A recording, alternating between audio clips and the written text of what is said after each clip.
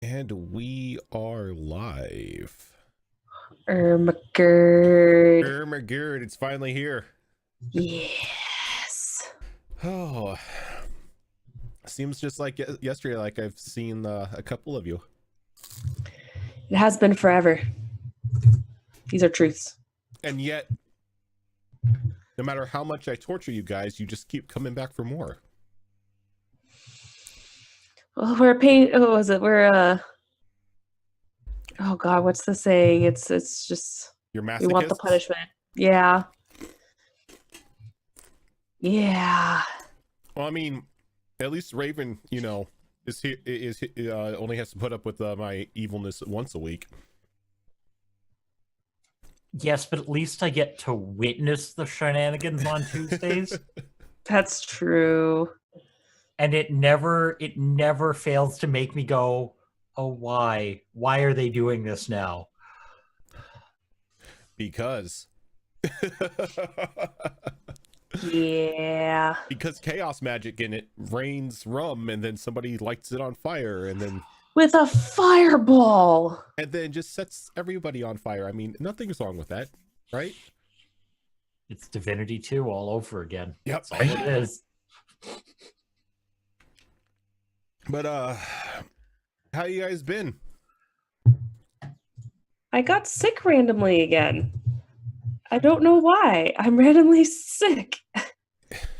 I blame it on the winter. Like everybody I know is sick right now. Yeah, but I just did this like 2 weeks ago. Didn't I pay my dues? I already paid my dues. I thought, but apparently not. Nope. You've lived in California for too long, so being around snow once again has affected you. Yeah. You have that Californian constitution when it comes to the cold. No. Make a con save.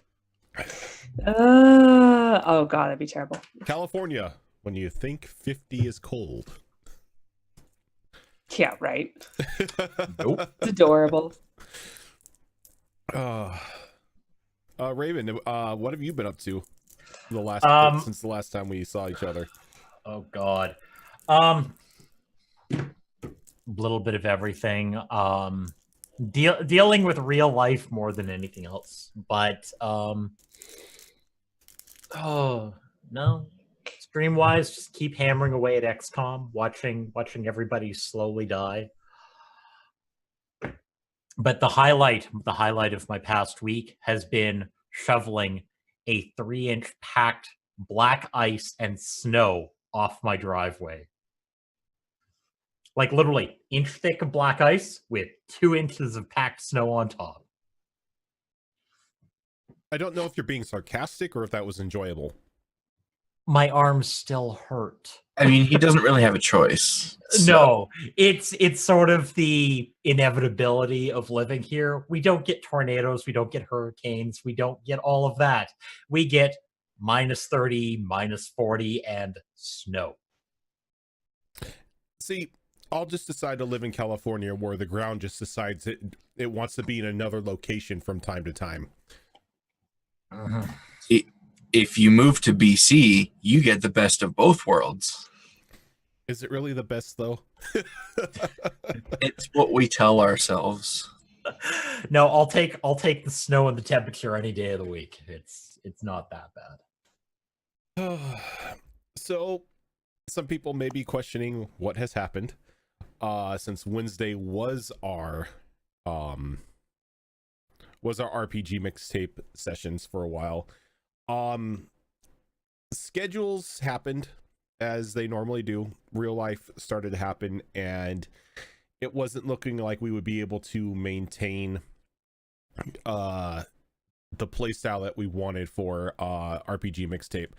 So instead, we had a little meeting a couple weeks ago and decided to just do a full-on campaign of a game instead of switching every month.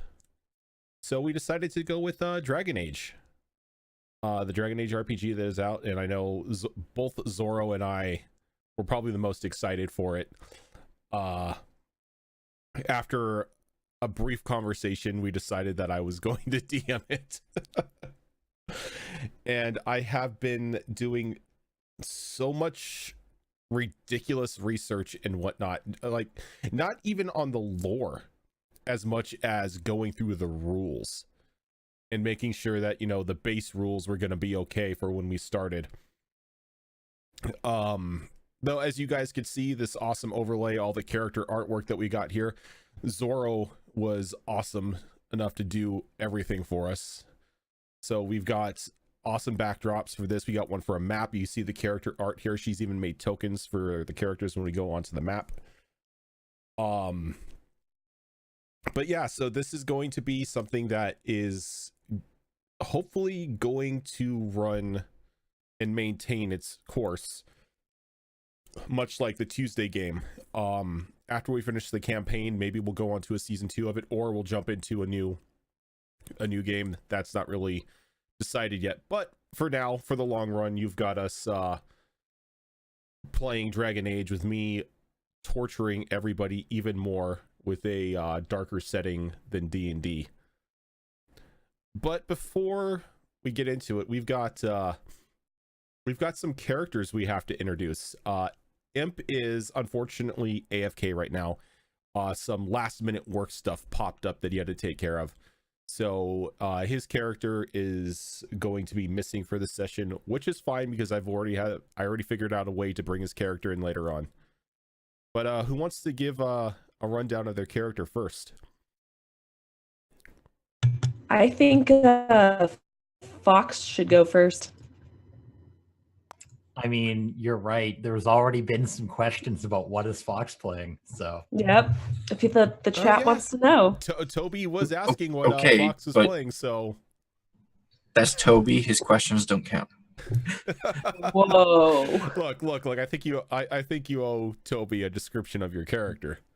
I owe Toby a lot of things. Okay, well, since I've been voluntold to go first, I guess I'll go first. So my character is a lovely, wonderful, kind person from Tevinter. At least that's what she thinks about herself. She is I guess technically fledgling blood mage at this point, since we're all starting at level 1. She is a Tevinter Altus, and the Altus are like the high class of Tevinter, and she is from actually the capital as well. Minrothos, I think is the name of it. Minrothos, yeah. Yeah, that's the one. That's where she's from. I don't yet know what she's doing in Ferelden with all of these lovely people, but we'll figure that out, I'm sure. She has kind of very pale skin, bright green eyes, dark, short hair, and she has these lovely red markings kind of down her chin and on her forehead that are kind of like teeth on her face. You can probably see from the character art there that the lovely character art that Zorro did for us. And I don't really know if there's much more to say about her yet, because we haven't really jumped into it. Well, being a Tevinter, what is her opinion like everyone else? Not like group wise, but everybody who isn't a Tevinter. Well, I mean, naturally, they're all lower class than I am. I think it's kind of cute how they all scurry around their little towns and cities. Typical high-class Tevinter. She feels she's better than the majority of people out there, and she's not really afraid to. She's not really afraid to say that either. And I think that's going to come across in the way that she treats people and the way that she talks to people, kind of like they're children almost. And she thinks it's humorous to her, the way that they feel they're so important when she knows they're not. All right, who wants to go next? I can see Raven stalling for time, so I'll go next. I'm not actually. I was just filling in one gap that I had to answer a question for. Do you want to go next? Yeah, sure. Okay. So I'm going to preface this with the whole fact of this is my first real delve into Dragon Age. I have played very little of the games, so I am playing a surface dwarf warrior by the name of Magnus Halick. I am a casteless dwarf, so looked down upon by most of Dwarven society as sort of, they're there, everyone avert your eyes. But up until now, he's sort of been a servant doing odd jobs, what's been available up until recently.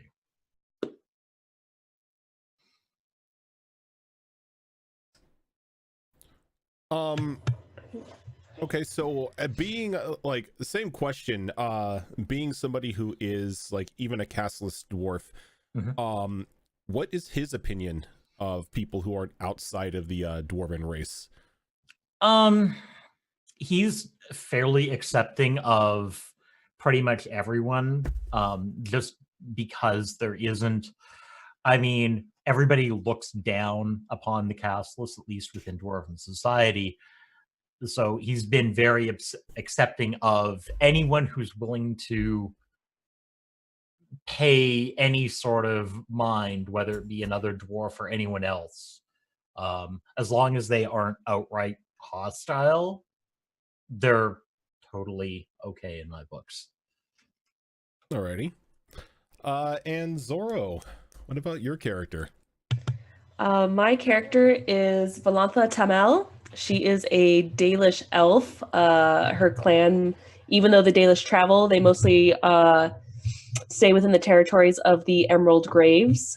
She is one of the scouts and the warriors that usually goes off from the clan to kind of do her own thing and all that good stuff. But she's very intrigued with Elven history and just history in general. So she usually gets into trouble trying to go and do stuff by herself instead of bringing like a party with them when they usually discover artifacts from the old world of the elves. So it tends to get her into trouble since she just likes to go and study off by herself. And yeah, she's an archer.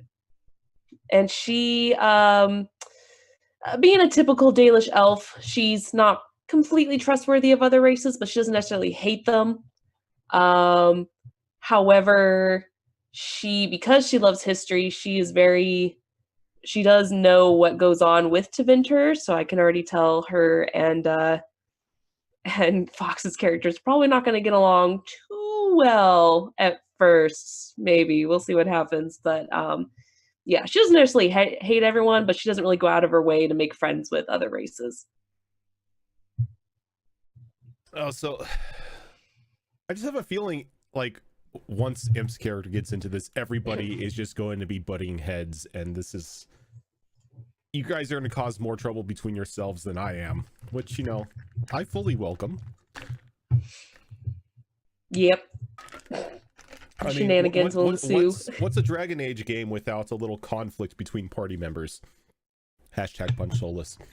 I was gonna say who punch Solus. Every time. Just get a punching bag with Solus's face on it. Anyway, so yeah, Imp is going like when Imp joins us, I will let Imp introduce his character, but as you guys can see, he is going to be playing a Kunari. Very large Kunari with a very large mace.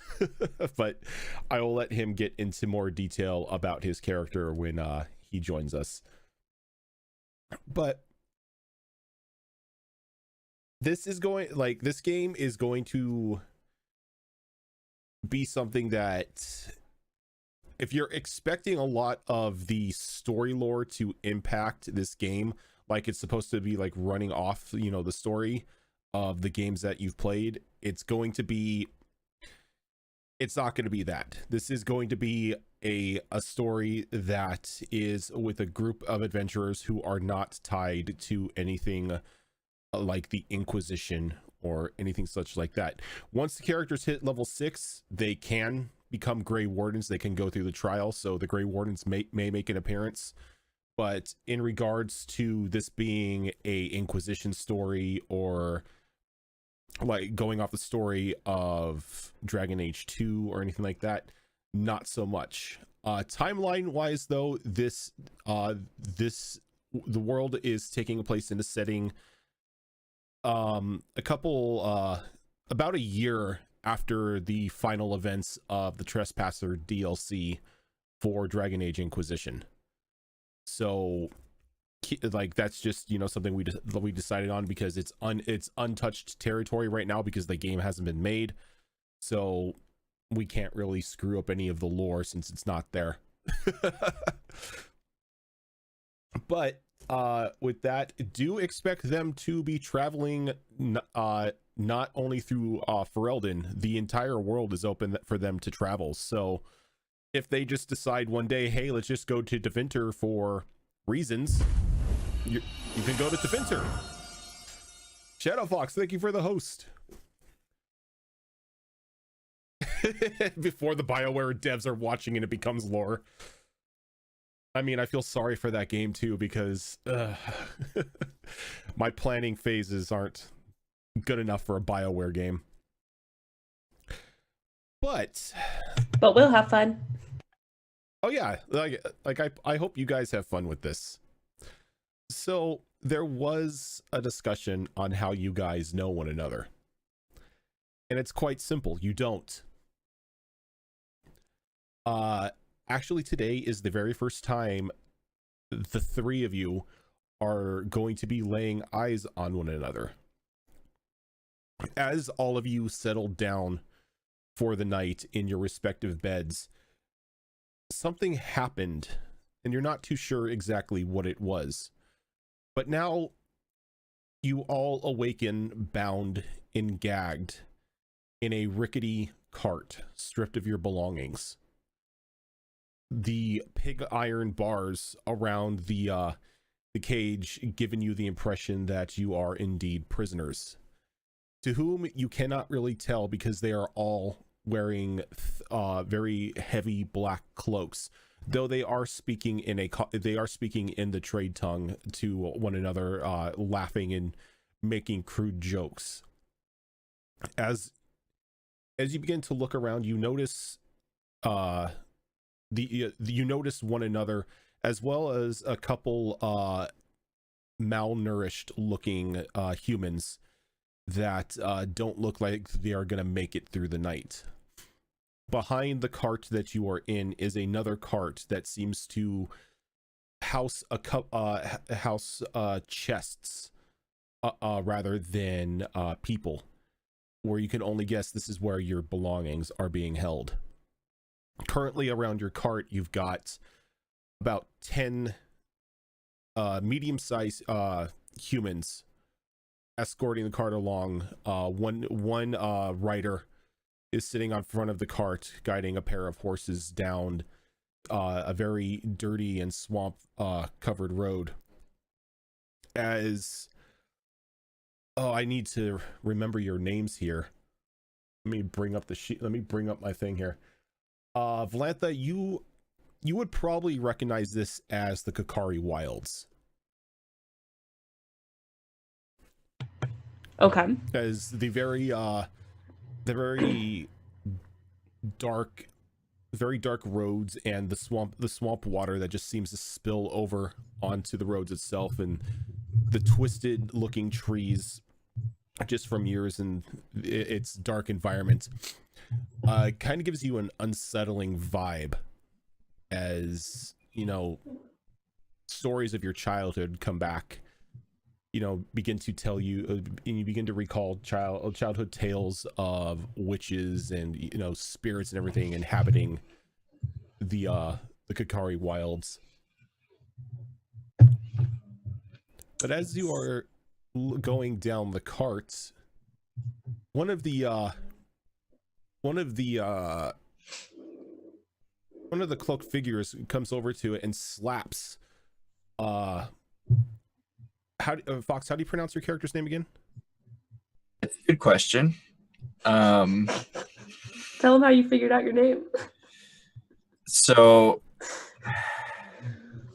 I literally used like a Tevinter name generator for this, and then I just altered it to so it looks the way I wanted it to look. Is it Asthea? That's how Or I've been kind of Asthea? pronouncing it in my name is kind of like Asthea. Asthea. Okay. So Asthea, you're sitting there and you're looking around, kind of disgusted at your current surroundings and company, as you receive a quick slap on the back of the head, and there's a chuckle coming from behind you. And you hear the man who slapped you. He's like, this one here. No, actually, these three here. I'm gonna fetch a good price from the old man. Seems to like them lively and healthy. The other ones, not so much. But long as they're alive, they'll pay us the coin. Are we gagged right now? Acia is gagged. So in the book, it doesn't say anything about having to use your hands or your speech to cast spells. Mm-hmm. So if I was bound and gagged, would I still be able to cast a spell? Yeah, you would definitely be able to cast a spell, and just like from the way that they've just like loosely bound you, like you're not even bound with like irons or anything like that. All of you are just bound with basic rope, and you've got cloth in your mouth. So this isn't like you've been silenced by a Templar or anything like this. This seems like just some half-assed way, thinking that you have to talk to cast spells, so they just stuff something in your mouth, hoping to avoid any spell casting from you. Okay, so I'm going to just close my eyes and remain still and silent for the next minute or so. And at the end of that minute, unless I'm interrupted, I will cast a thing. How exactly are you going about casting? Like, are you just like remaining very still and doing it? Are you making any noise?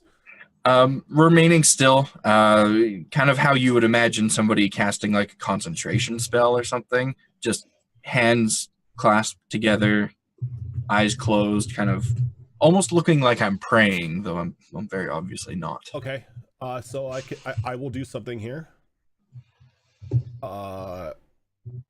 Because I won't see if they see anything.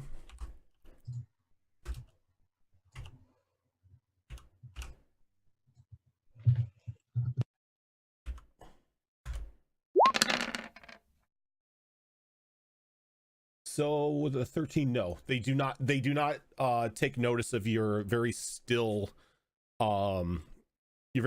stature at the moment. And so you're able to get your spell off if you'd like. Okay. So I assume I click the button that says cast spell, and that will include the rolls that it needs to include. I Let's hope. find out.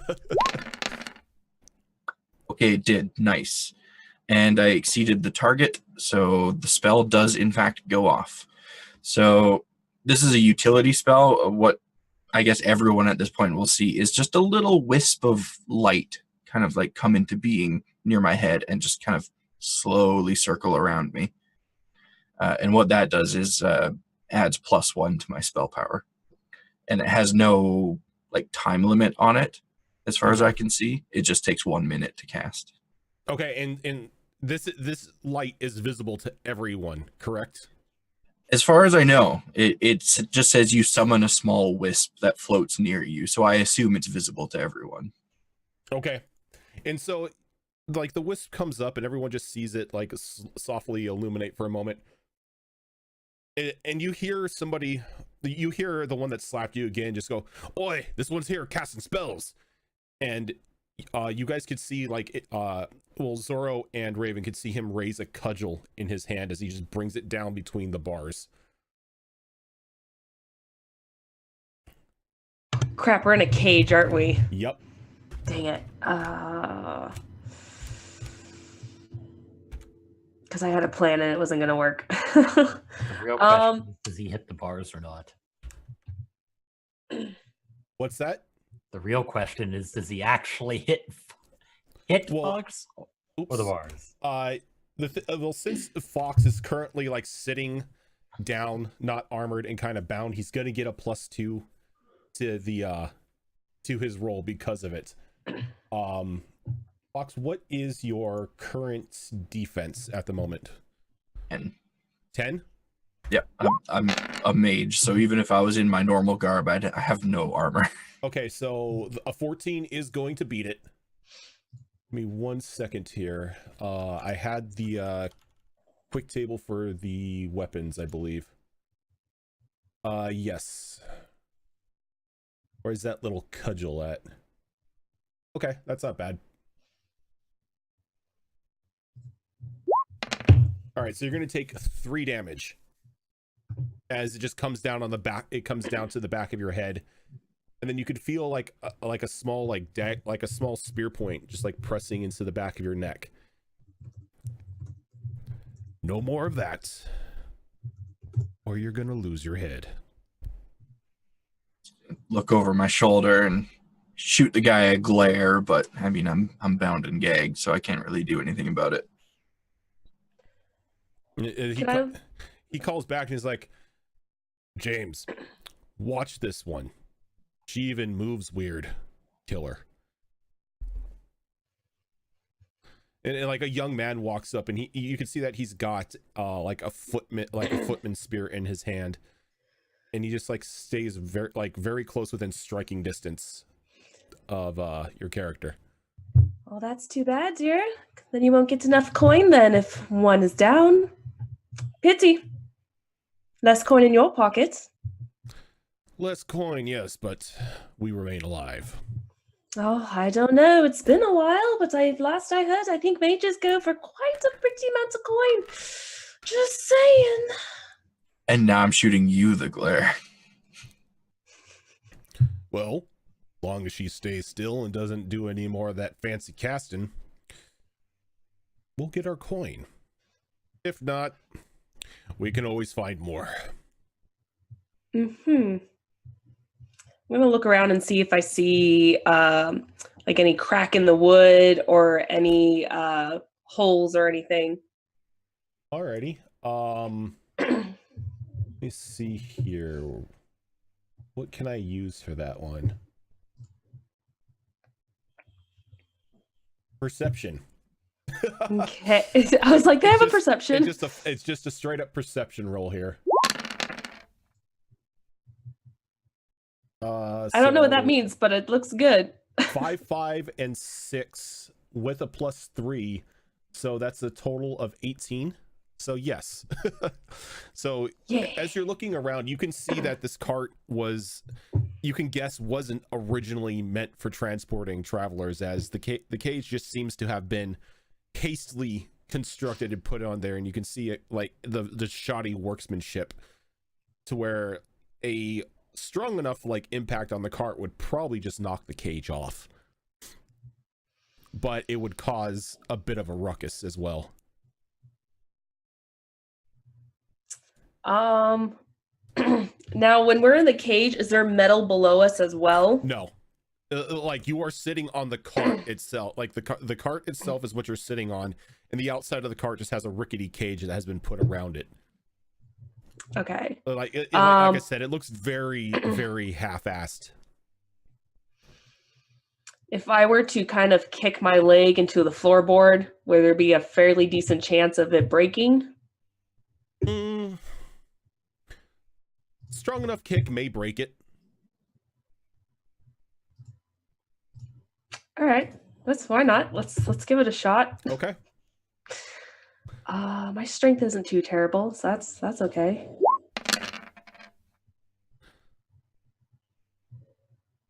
With a 12, you bring your foot up and you slam it down onto the wood, and all it does is just make a very loud thud, and it causes James to look back at you for a moment. No, don't do that. Don't do that. What? Don't be slamming foots. Just trying to move position is all. Don't move.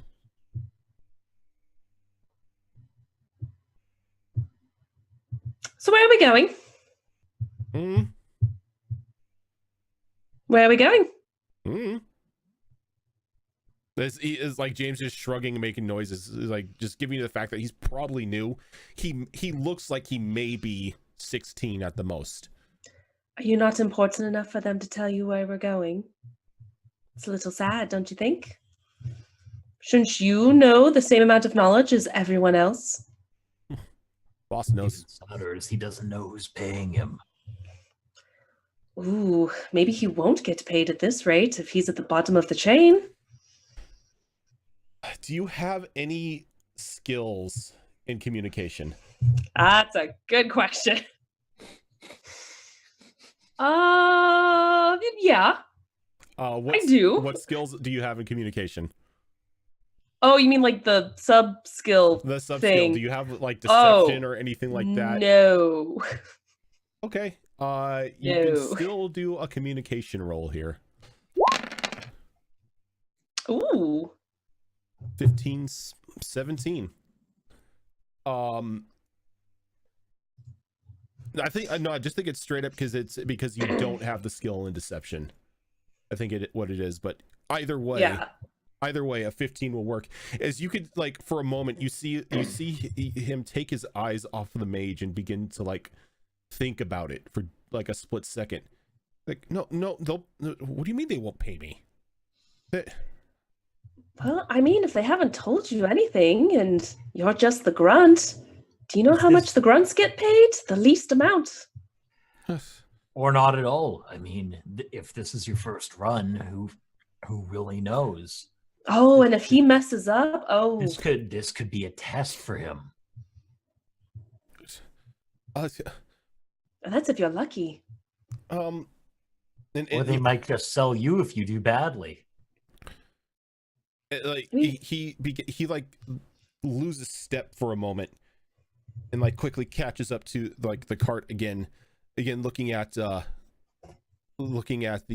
bound mage, holding his spear, but you could see that you have put like planted a seed of doubt into his mind. Yes. I'm just saying, you want to protect yourself as well. That's all I'm saying. But what do I know? I'm just a wee poor little knifey over here. So you could he like lowers his head a bit, and you can see that he's muttering to himself, kind of like having an internal conflict or like arguing with one another. Not one another, but arguing with himself. At that point, I'm going to slowly, because I saw he was trying to help me, I'm going to slowly lean in towards the dwarf and be like, "Are you pretty strong?" What did you have in mind? Take a look around. The cart is not exactly sturdy. Could potentially make a break for it, or I could try to locate where the key is. Did they even take the time to bolt this cage down? It doesn't look like it. It's bolted down, but it's again very half-assed. To a dwarf, it kind of makes you sick to your stomach.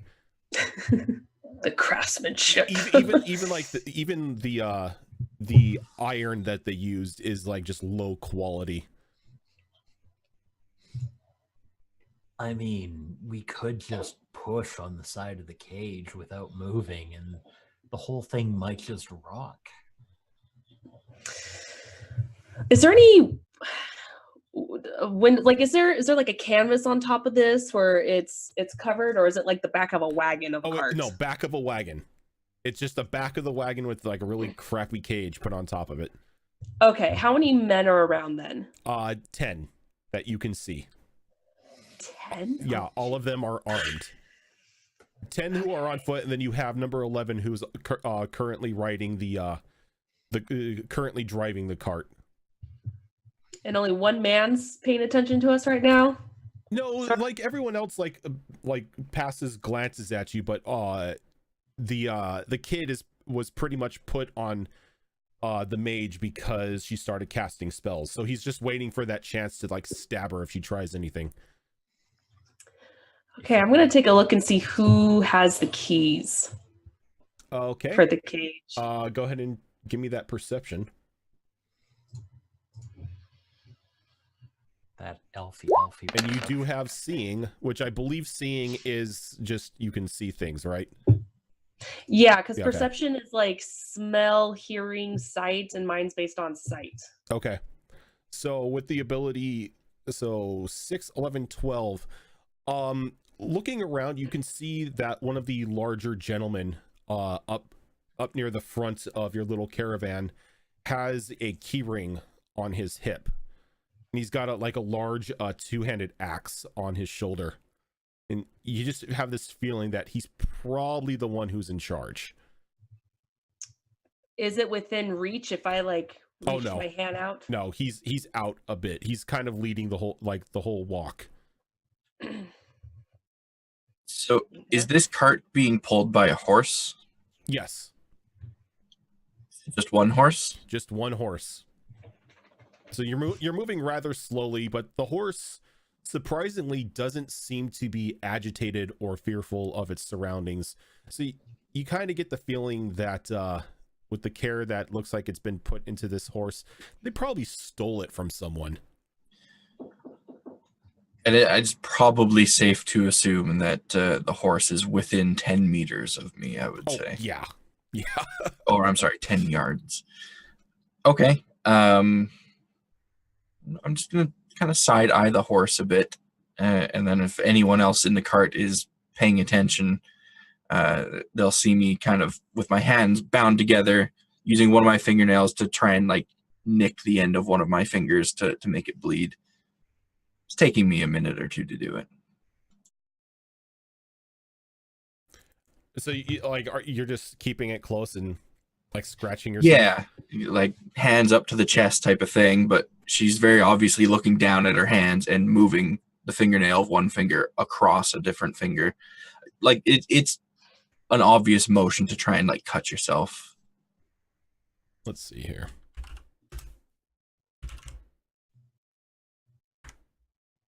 I'm going to give old Jimmy here a downside because of the little seed of doubt that's been planted in his mind. He's not really fully paying attention here. No, he doesn't even notice you. So, but it takes about 30 seconds, but you're able to nick yourself just enough to where you can get a small droplet of blood out.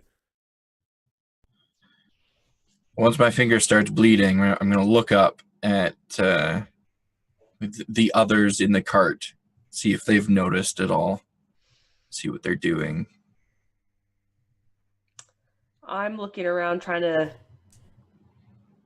Yeah, the two of you could give me perception checks if you'd like.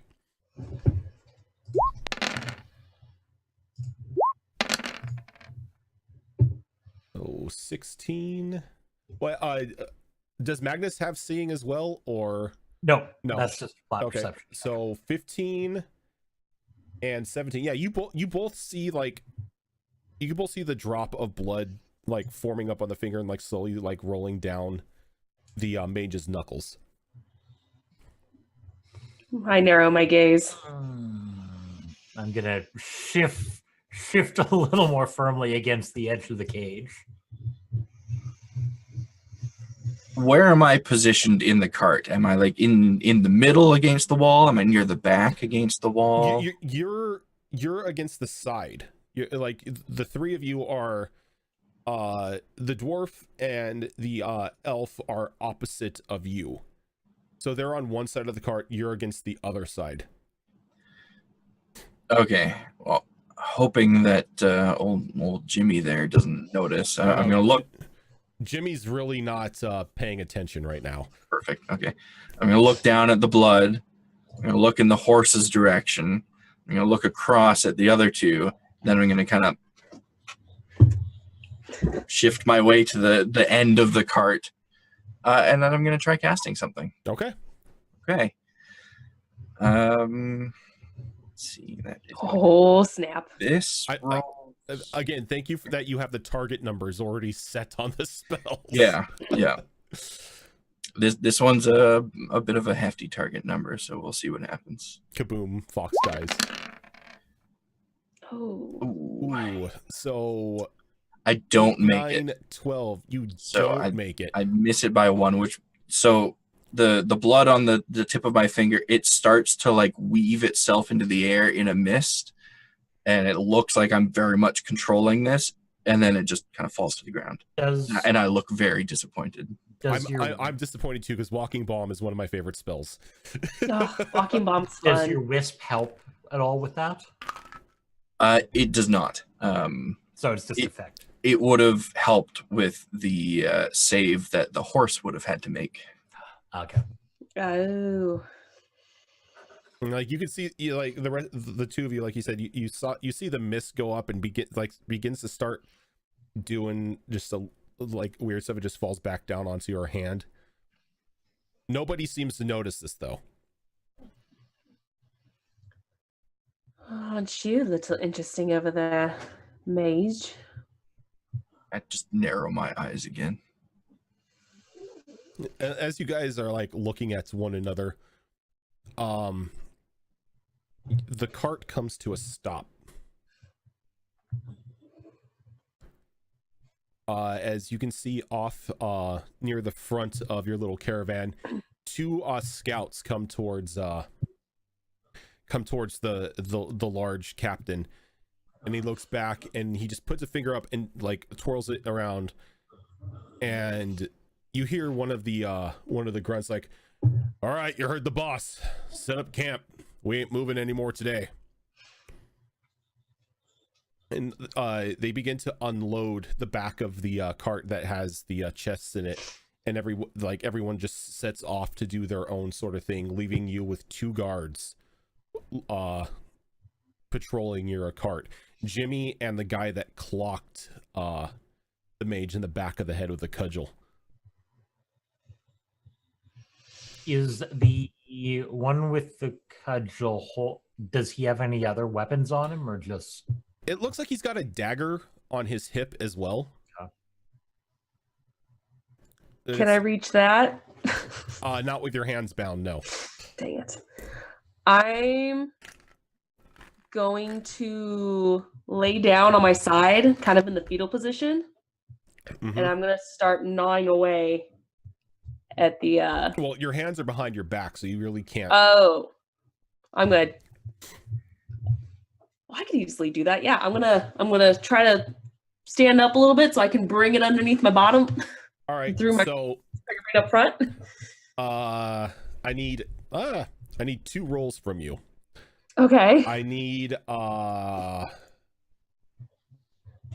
think it's gonna be cunning.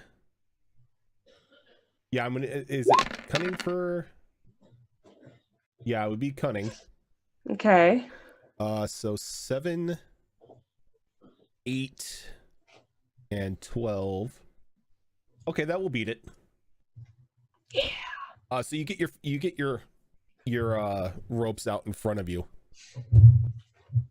And I think with this we're gonna need I think we're just gonna need a straight up strength as you're just trying to chew through ropes. Okay. Oh. With a 9, I don't think so. Now, do you have might or anything like that? Do you have anything in your strength focuses? I do not know. Yeah. So just with a 9, you begin to like gnaw at ropes, and the only thing that you're getting a taste of is the rope itself. Mm-hmm. Due to the shoddy workmanship of the cage, do I notice any nails or anything that might be sticking out? Or like a bent nail where they kind of half-assed their way putting this together? Now, since it was pointed out to you that it's a rickety cage, I would say, yeah, you see that there are a couple of nails like haphazardly nailed into one of the corners of the cart itself.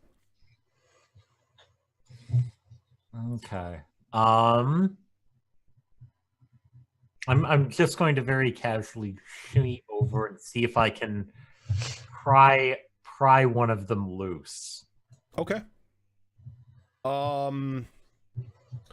Let's do strength focus here, since you're just trying to pull the nail out. All right, and this is just raw strength. Oh. Even though it's haphazardly nailed, like nailed into the board, it looks like it's stuck. It just feels like it's just stuck in something at the moment. They probably bent it, putting it in on top of everything else. More than likely.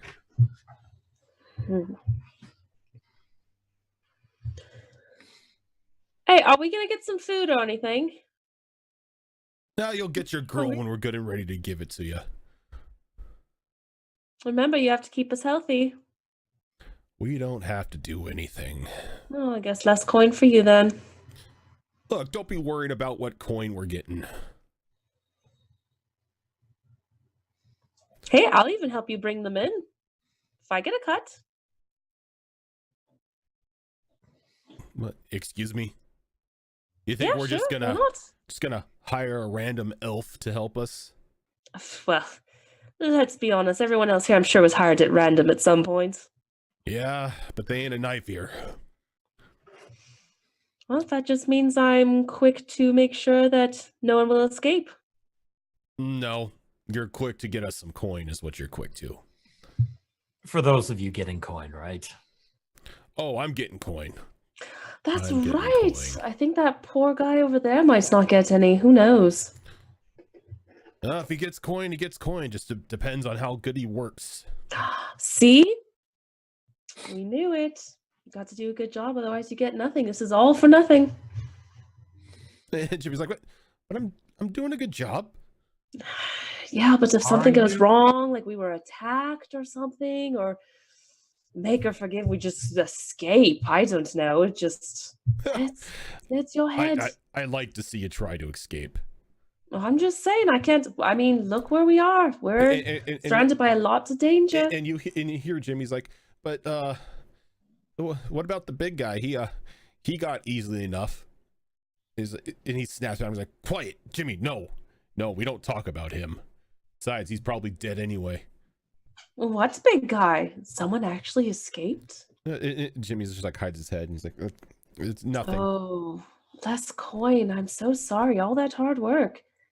Well, I'm sure it'll be fine. I mean, after all, I'm pretty sure the Witch of the Wilds is gone by now. I don't know, but I don't know. That's what I'd be mostly worried about. As you feel like a rap on the side of the cage. He's like, enough with the talking.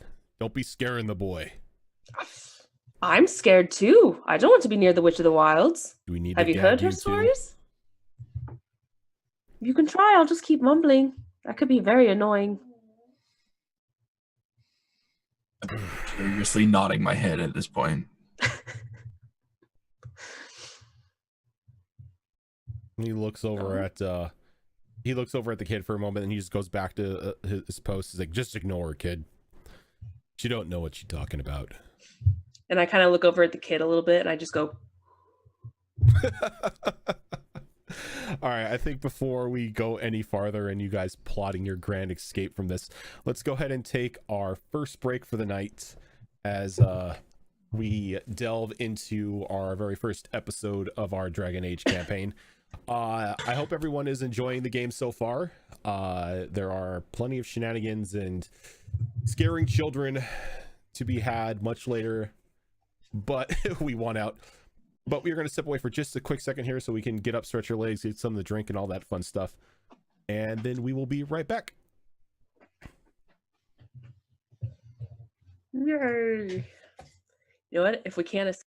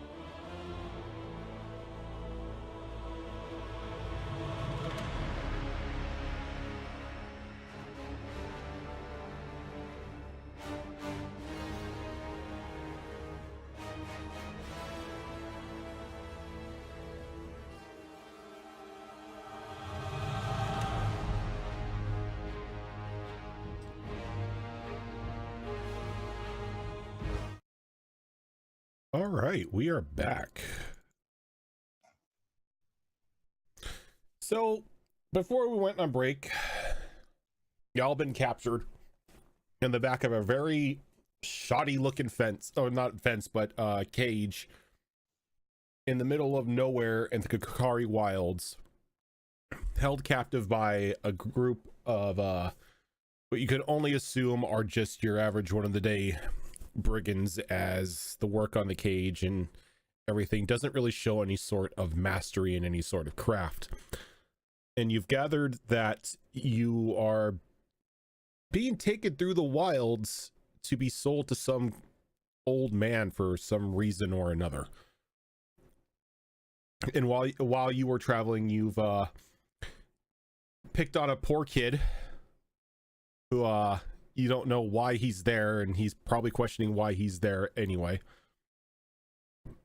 But the caravan has made camp for the day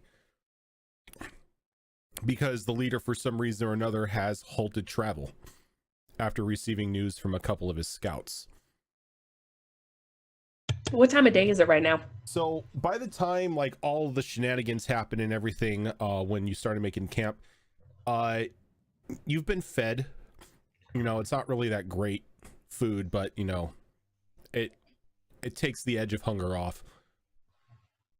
And as the time passes on, nothing really happens along with you, but it gets to be coming on sunset, when like the night fires begin to go up and everybody starts rolling out, you know, bed rolls and making tents if they have any. And right now you only have one guard watching over you. It's somebody that you haven't met before. The one that clocked the mage over the head with his cudgel, and Jimmy have both gone to the center campfire, and they seem to be, well, more the cudgel wielder than Jimmy seemed to be enjoying himself with the rest of the ruffians.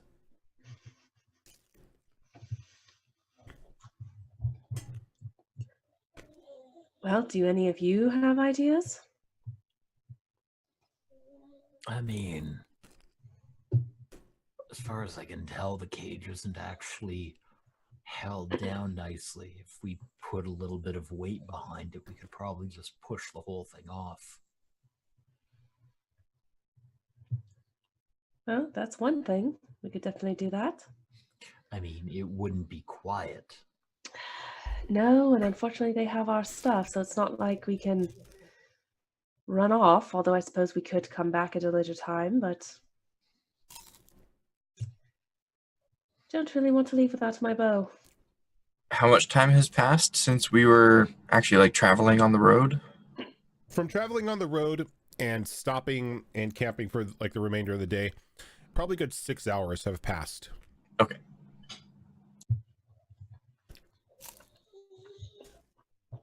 Excuse me, I have to go to the bathroom. Sounds like a you problem. Oh, it is. I mean, can I just make a hole here? Just pee in it? Give me a sec. We got someone over here that needs to relieve themselves. A couple other guards come out, and one of them has the key. They walk over and they take the really rickety looking lock off, and they open it up. And one of the guards like brings his head, just like nods his head, like, "Come on." Thank you so much. She's gonna kind of give little glances to both of them as she leaves. As soon as But one of those like, that worked. the cage like closes and they lock it again. You get like a little jab in the back with the spear as they start like leading you off out of the camp to like a row of bushes. Can you turn around? I don't want you looking at me. Just go in the bushes. I'm a girl. That's inappropriate and disgusting. Go in the bushes or go in your pants. It doesn't make no never mind to me. So you're just gonna watch me while I pee. That's how you roll. Okay. Gotta make sure you ain't running off. Well, it's gonna take me a little longer now. I'm nervous, Pia. That's fine. Watching. All right. Okay, so I'm gonna squat, pretend like I'm peeing, and I'm gonna look around to see if I find like a sharp twig or something, or a stick or something to. Okay, go ahead and give me a a perception roll. And also because it is a focus, you add the points of your focus as well. It doesn't show that in there though. So the ability is just your ability score, I believe. Let me see here. Yeah. So I'll roll my arcane lore here just to show. Yeah. You have the roll, which is your 3d6. Oh, you have the ability, seeing. I see. which is the ability modifier, and then you should have your actual skill listed under whatever it is. You click the skill, and it'll add whatever the focus is. There you go. Oh. So if you click seeing under the focus, there you go. Oh, I haven't been doing that the last few times I did it. Okay, So that's good to know. We've got 13, 16, 19. So you're looking around and you don't find a sharp rock or anything. You end up finding you find like a discarded worn dagger just like off in the bushes. Given the rust, a little bit of the rust that's on the blade, it's been there for a while, but it's a dagger. Okay, so while I'm squatting, since I'm making it look like my hands are kind of around my ankles, Mm-hmm. I'm gonna kind of grab it and slip it in my leg wrappings, Mm-hmm. and kind of discreetly do that as I pretend to pull everything back up. Like, all right, well, that took a while, but thanks for having my back. Yeah, just let's go. Definitely don't want the Witch of the Wilds to come out here. I'm terrified. I don't know if you're terrified. Nobody's seen her. She's a myth. Oh, they say that, but I've heard stories. Remember the lore when the Fifth Blight came around? They said the Witch of the Wilds herself helped out the Grey Wardens. I'm just saying. They That must say a lot of exist. things. I don't believe tales. They're all just stories to scare kids. Well, aren't you the brave one? I know that I will sleep well tonight. Thank you. They open the cage and they just like very roughly push you back into that and just slam the cage behind you. So, as he's walking away, he's like, that one talks too much. Which is funny because I usually don't talk this often. So I'm going to wait to make sure no one's looking and kind of flash like the hilt of the dagger to everyone and kind of push it back and be like, all right. Will this help anyone? I say in a whisper. I assume you have a plan. Well, I mean, I can certainly cut the ropes with this. It will take a while because of the rust, but it'll do the job eventually. However, I'm not particularly strong. So I suppose if we're all in it together, if you want to take a crack at it first, I'll give it to you first off. Yeah, let's wait until most of the guards are. If we're going to get out of here, we should do that under the cover of darkness, not. That's fair. If all else fails, we can also use it to stab one of them as long as we cover their mouths. Won't make noise. I suppose we should wait until it's a little darker. Mm-hmm. I cast a glance over at our other compatriot in the cage. She's entirely unhappy with this whole situation, and it shows. It's like she looks like she really, really, really wants to do something, but she simply can't. Because out of character, without my wand, I'm useless. Well, I suppose since my hands are up front, I could loosen the gag a little bit so she could still pretend like she is gagged. Would that make you feel better? her expression is unchanged. Oh, all right. Was trying to help you, despite being a shem, but whatever, no skin off my back. She just seems displeased with everything. Can I recognize where she's from by her clothes?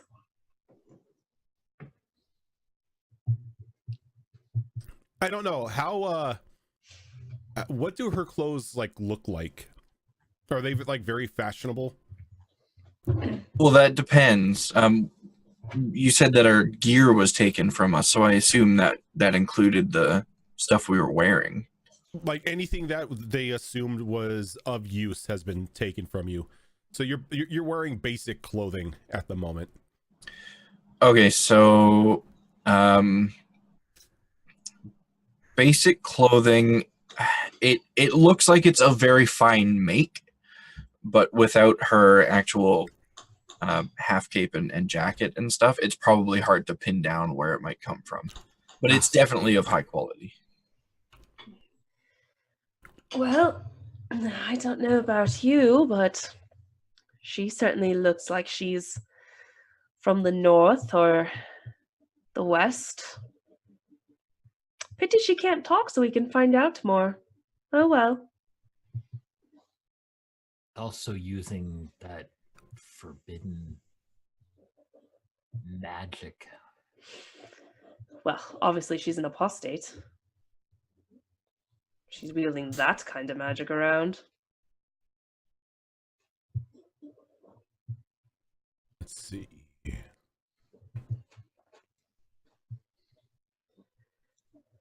You could use cunning to see if you can distinguish where she's from. This just a shot in the dark. Could I use my cultural lore? Is that under cunning? Yeah, cultural lore. I- Use that. I have that for cutting, yeah. Yeah, you could definitely use cultural lore. So Now that I know how to use it. So 7, 9, 12, 14. You have a feeling like you can't put a pin on it, but you have that inkling that she may be Tevinter. But nothing about her screams it though. Okay. It's more the fact that she used blood magic than anything that has that in the back of your mind. But again, nothing that just has a sign over her head says this person's a Tevinter. With that kind of knowledge, she's thinking in her head like, ugh, she's probably Navarian. Ugh. All right, so I'm gonna take the dwarf's advice and just hang out until it's dark and there's less activity. All right. While you guys are hanging out, is anyone else doing anything or trying anything? Are there other people in here with us, or is it just the three of us? There are like 3 sickly, very sickly looking humans that haven't really moved much. They're still alive. Their breathing is rather shallow, but from the looks of it, they're probably not going to make it another day or two. And there's one guard outside right now.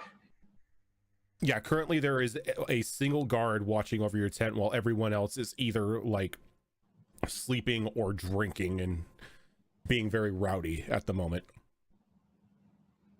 Okay. Giving their overconfidence away as to the situation, they really don't consider any of you a threat at the moment. Good to know. All right, so a couple hours pass and everything. It's about 9:30 at night. People are now either completely, blasted, drunk, just like stumbling over one another, play fighting or whatnot, or they're asleep. Even the guard that's watching over the cage is now like nodding off, leaning against it.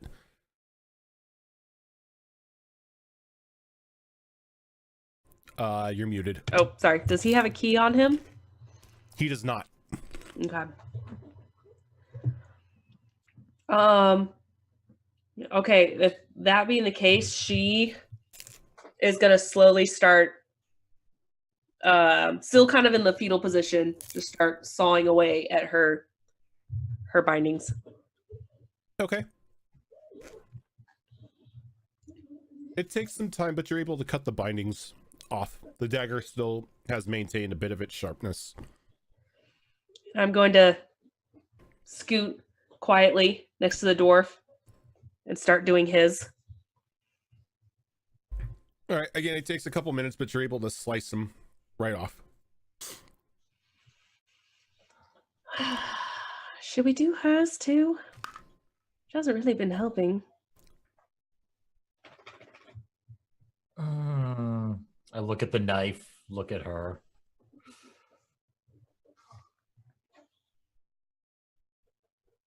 Cock my head to one side. Well, will you help?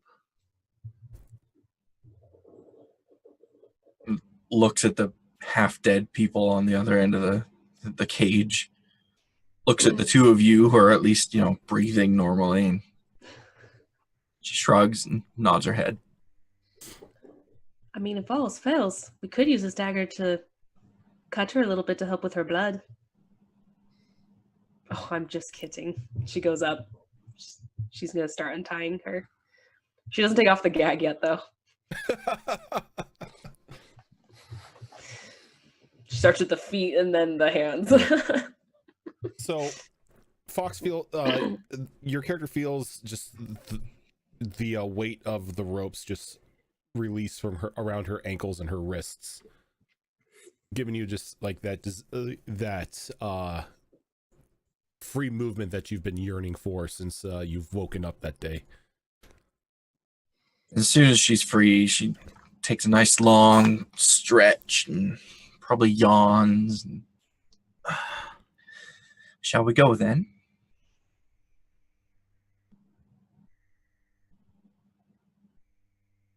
You're muted again. You just unmuted and then muted yourself. You're muted still. Dang it! There you go. There we go. I didn't want you guys to hear me cough. Anyway. It's like, well, we need a key, so unless you've got some form of magic to get us out of here, we could try to use the dagger and jimmy the lock.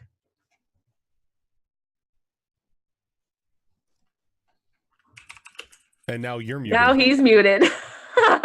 This is going splendidly. Wouldn't be a game on this channel unless What there was magic? issues.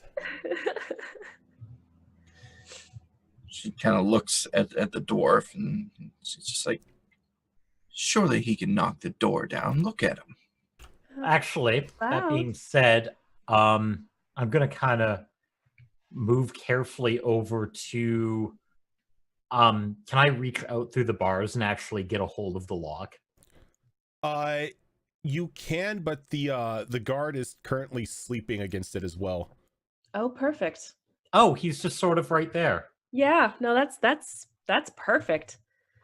Well, in that case, She's gonna go and hand the dagger over to the dwarf. She already sees the wheels turning in his head, and they're thinking the same thing. so Wait, he's I think- not. He's nodding off or is sleeping at this Oh, point. he's trying to fight to stay awake, but you could tell that at the moment he's doing a rather poor job at it. Okay. And I kind of mime over to him and go, Well, I'm going to see if I can do this in one fluid motion. Reach out through the bars and put a hand over his mouth, pulling him against the bars, and firmly plant the dagger in his back. Okay, so give me 1 second here, because I gotta bring this bring the map up here. I'm just trying to make sure that you guys are on the cart. "Oh, not even 2 hours in, and we're already murder hoboing. This is great." Well, it's I his mean- fault for being in front of my door. Is it That's true. really? Is No. it really murder hoboing? No, because we didn't go looking for this. Nope, we were falsely imprisoned, sir.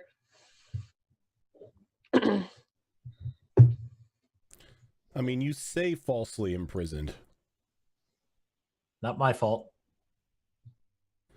Again. I didn't come willingly.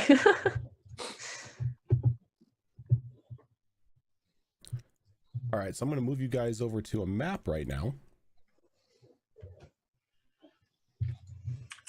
See if you can see your characters here.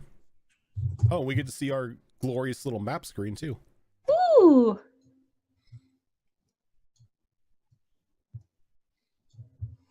So that's currently the situation right now. Oh goodness, they're spread out. Yeah, like those are the only ones that are currently still awake. Everyone okay. else is just passed out and not really an issue at the moment. Yeah. Even if you were to make noise, you can tell that they're completely drunk. So even if they woke up, they wouldn't even put up a fight. Is this like a marsh that's behind us right here? Where at? It's directly behind the cart, or is that just like mushy grass? Yeah. It's like very damp. It's like very damp grass. Oh, okay. Like maybe you step into it. It's maybe at the deepest ankle deep. Oh, okay. That's not too terrible. It's like a giant bog at this point. Yeah. There you go. It's a bog. Oh, okay. And just to backtrack real quick, when we saw them unload, assuming in her head some of our stuff is probably with them, did I see where they put those crates and everything? You know what? Give me one moment. I will get another cart for you guys. I forgot. Oh, it's on another one. cart? Yeah, it's on another cart. Oh, okay.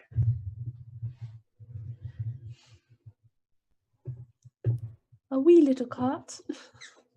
Stuff better be on that cart. Oh, wait, just shrank. Ooh. Sorry, Got somebody cut just in tried half. magic and it imploded. For reference, if anyone that's watching or playing for that matter is wondering why I'm not really doing anything, the mage's like bread and butter is the arcane lance, which is essentially like a ranged spell that it's a cantrip. It doesn't cost them anything, but it can't be cast without a staff or a wand. And my wand is part of my gauntlets, which I don't have right now. So Cthulhu Kyle, thank you for that 3-month resub. Get some love in the chat for Cthulhu Kyle. Did I just resub? I think what it is, Kyle, is since the consecutive thing just went out, everybody got to click the button again if they did it for the month already. So Raven, you said you're gonna just lean on through and basically do the reach out, grab and the front shank of his face, and just all right, so using his mass, pulling him into the dagger at the same time. Okay, so the dagger, let me get the stats for you for the dagger here. Yeah, I'm gonna have to It's like, I technically have a dagger with my stuff. Obviously, I don't have it on me because it was taken. Okay, but so the dagger is a light blades group for 1d6? Yeah, it's a light blades group weapon. Okay. So, and it's dexterity based. So you're gonna roll 3d6 and then add your dexterity modifier to it. 3d6. 3d6 plus whatever your dexterity modifier is, because that's the ability, that's the attack roll. If you just click on dexterity, it should roll that for you. Oh god, their defense is shit. Yeah. No, And I you'll just get, add you'll his get a number. +3 on top of that because you are catching him unaware. Okay, and I have to add that in after. Oh, nice. Or is it going to ask me when I roll this? No, because like if you just roll it, if you're adding the dagger in there and you're just rolling it, it should just roll the 3d6 and add the dexterity, I believe. Okay. Let me see here. We're gonna find out. Oh yeah, down here it says it says what to roll. So, oh no, rolling here would be fine, right? Oh, just roll it. Let's see. Let's see what happens. I don't know what I'm doing. Okay, that's the damage. That's the damage. That's not the attack. Okay. You want the... So it wants that. It wants that. Yeah, see, and it goes off of it. Cool. Oh. All right, so 6... Oh, but +3 because you caught him off guard. Ooh, and because you've rolled doubles, you get a stunt. You have 1 stunt point to spend here. Okay. Does that only work in battles or when you're fighting? No, it'll yeah, because it's like cool combat actions and whatnot. Yep. So ooh, that's cool. Right now, the only thing you could possibly do with a standard stunt is skirmish, which you can move yourself or the target of your attack 2 yards in any direction for each stunt point you spend, or you can immediately reload a missile weapon. Yeah.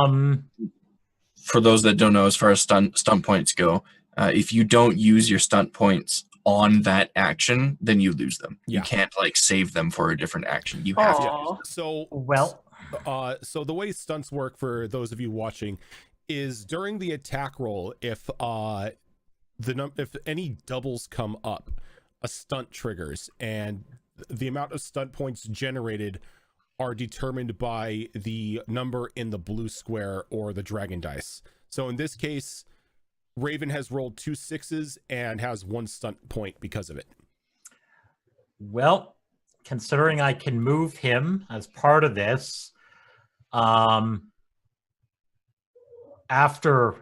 we drag him onto the dagger, I'm going to push him straight forward into that marshy terrain in front of us. All right, so go ahead and give me the damage roll. The damage on a dagger is 1d6 plus 1. 1d6 plus... Is it 1d6 plus 1 plus your dexterity? Yes. Okay. That's how I wrote down for mine, so I was like, oh, is that right? Okay, so I have to add the +1 and then the dexterity as well. Yes. Okay. So that would be that. All right. So 5. So you go up to him and you just very slowly just like stick the dagger in the back of his neck, and then you just push him forward as his body just stumbles and it's like just takes a couple steps and just lands face down in the bog. You should drown there. It'll be fine. Nice job, dwarf. All right, let's shimmy this lock then, and now quiet. Now that he's out of the way, can I get a firm hold on the lock? I'm assuming it's just one of those. Yeah, it's just like one of those little latch clamps. Yeah. I'm just going to see if I can just pull straight down on it and. All right. Break it. Go ahead and give me that strength roll. That one. Do you have might as well, or no? No, I do not. Okay. Let's see. 6, 9. You pull it, and it just like kind of stays there for a moment, and then you just feel the lock just give way as the tumbler and the clasp inside the lock just breaks. I'm not going to drop the lock, however. I'm just going to hold it, pull it away, and push the door open. Okay. Can I get a that be, I believe it's stealth. Yeah, and a dexterity roll from you. A stealth roll if you have it. Nope. Just doesn't matter. You begin to push the gate open. You notice that it's a bit noisy when you open it up, so you just lift it just a little bit to help guide it along the hinges and setting it down so it doesn't make a sound.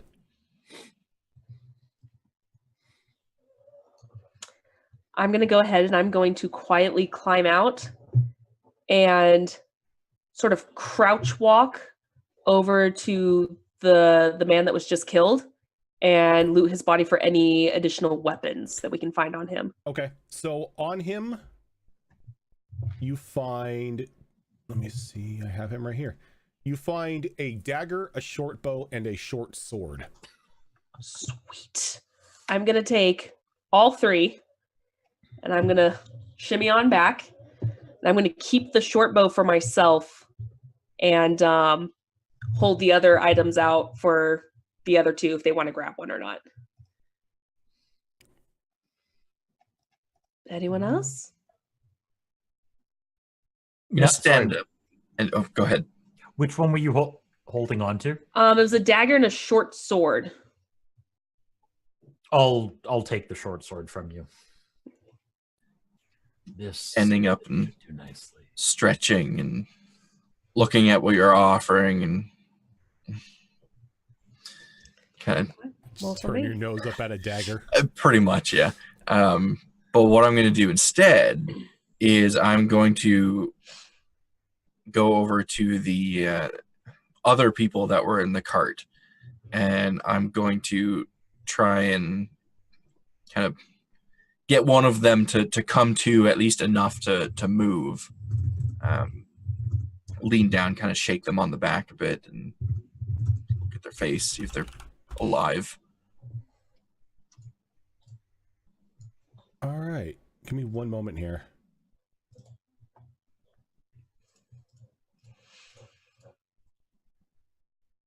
Do you guys remember which book was the one with all the weapons? I can look at the stats for these. First one. Yeah. First one? It's Okay. the first one. If you're looking for the short bow, Yes. it is. I have it right here. 1d6 plus 1. Oh, awesome. Thank you. With a minimum strength of -1. So I think you have that. Yes. And it's Do you guys have Dexterity. movement on your character sheets? We have which? speed. Speed, that's what it is. Yeah. Okay. So using battle maps in Dragon Age, 2 yards in the rules translates to 1 square or hex on the map. So every square is 2 yards.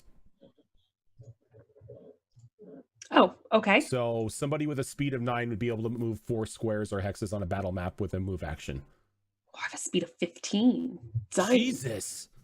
I'm quick, bitches. Speed run fast over here. Plus, I have like light leather armor on too, so that helps.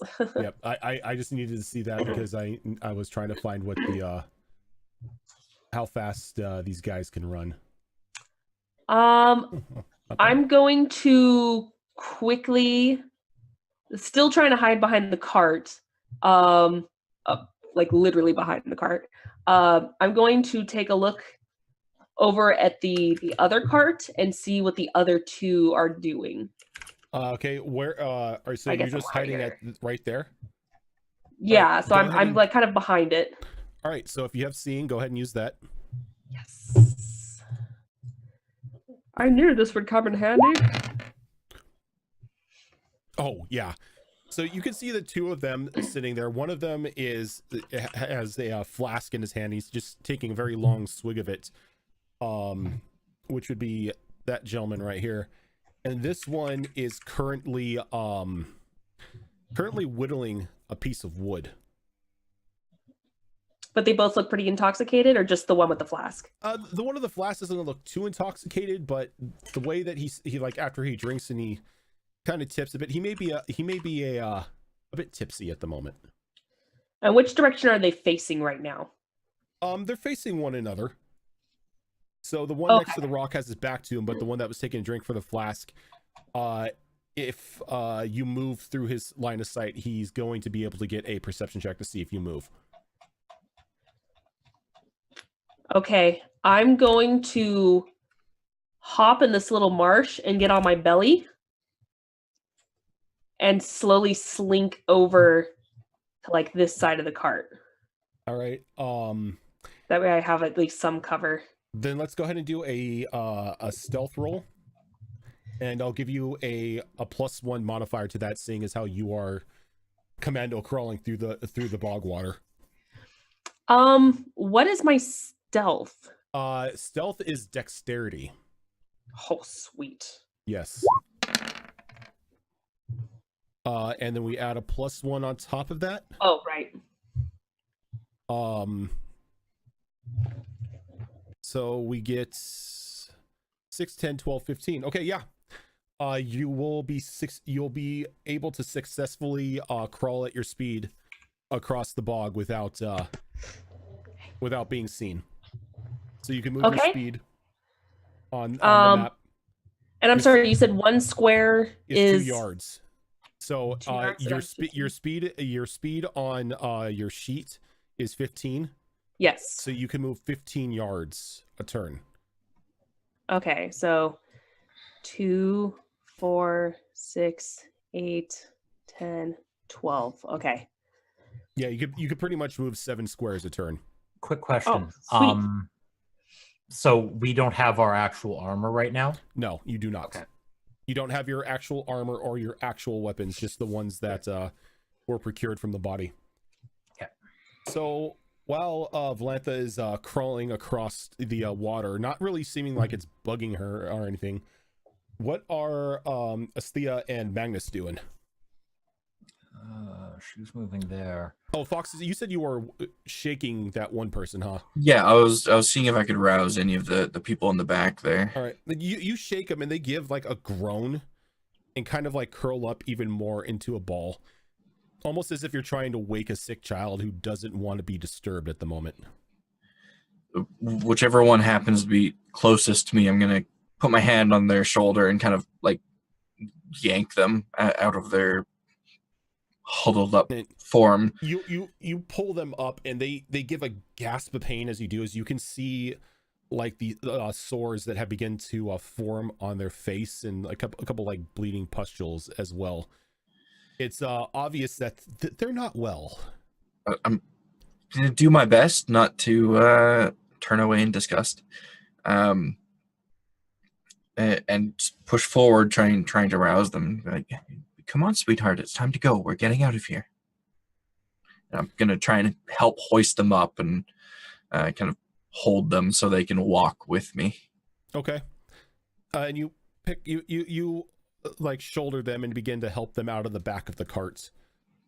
I'll go to right about here, and I'll stop and look down at the dwarf and give him a bit of a wink and be like, "It's always good to have a shield."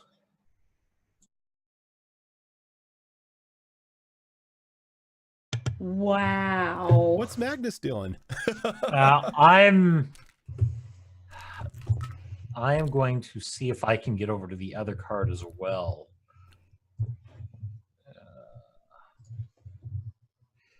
Should be 2, 4, 6, 8, 10. Should put me right about there. Okay. How are you going about doing this? Are you trying to be sneaky? Yeah, I'm not committed to the commando crawling. I'm crouching and kind of You're like crouch running. yeah. All right. I'll go ahead and give you a +1 on that because they're not really paying that much attention. Okay, and this is cunning. Dexterity Dexterity. because it is stealth. So If you have stealth, you can click on the stealth thing. yeah, no. So this +1 then. 6, 8, 9. Yeah. Seeing as how they're not really looking at you, the target number isn't that high. Like all you got to do is roll above a 7. You made it. Okay.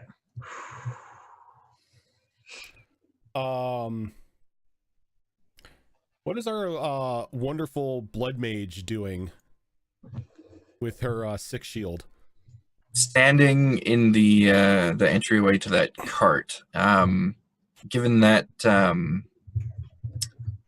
Valantha, I think is your character's name, was sizing me up earlier, trying to figure out where I'm from. I'm assuming that if she spots our stuff in that cart, it'll be fairly easy for her to determine what stuff is mine, and she'll grab that as well. That's the hope anyway. So I'm standing here waiting until they're ready to go, essentially. Okay. And with that being said, Valantha is actually going to sneak in the cart and very quietly as she can go through the items and find not only their stuff, but anything else of interest. Okay. This is going to be a perception roll. If you have searching, you can use that. I do not, so it's Okay. just straight up perception. It's just then. straight up perception.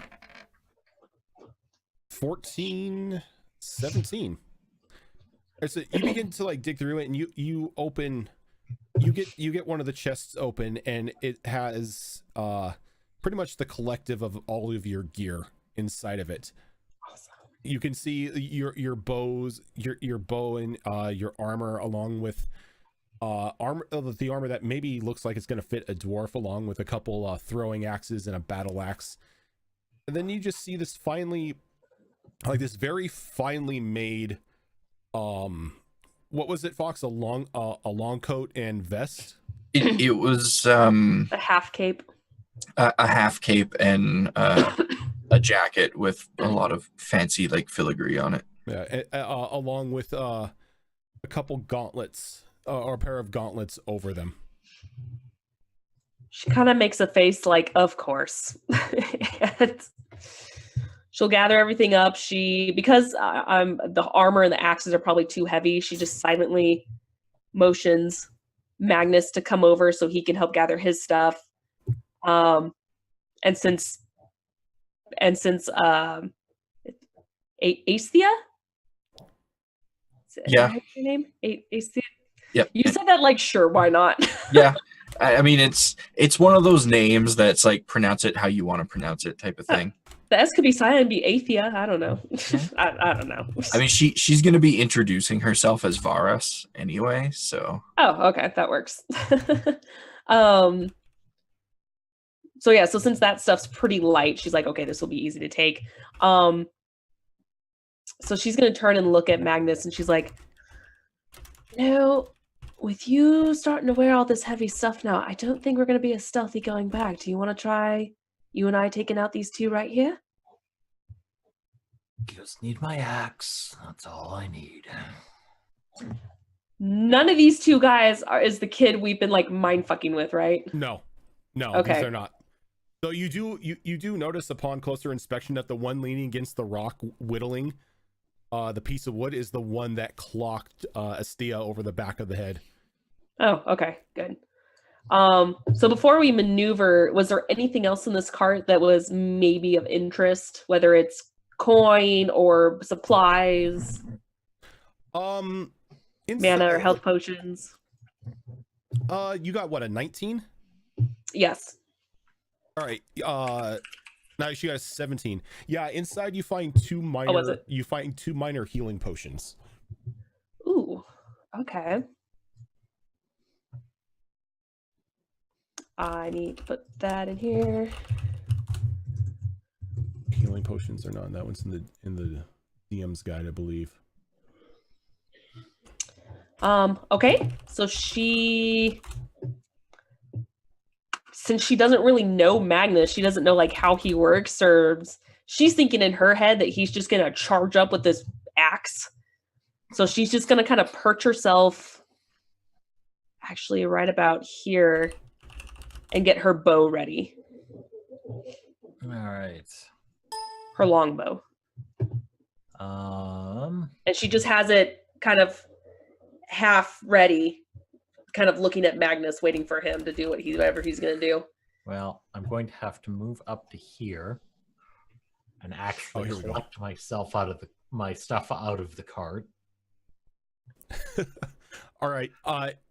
And you're used to like slipping in and out of your armor. It's like putting on just like a piece of clothing to you, so it doesn't take you too long. Zoro, the lesser healing potions, you regain 2d6 plus your constitution health. It does not provide extra health. It only allows the character to regain health already lost. Okay, 2d6 plus con. Okay. Sweet. So Okay. you said putting my armor on would take like no time at all. No time at all. Okay. Well, I'm just going to slip that on, grab the couple throwing axes out of there, and my baby, and Your baby. we're going to have to go have a talk about this with the with those guards.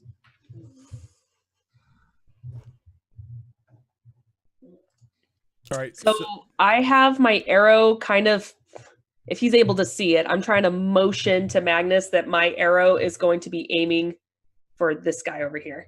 Okay. Do I have that token, by the way? I think I may. No, I mean, that's not a problem. Question. Is that a rock that I'm seeing there? Where?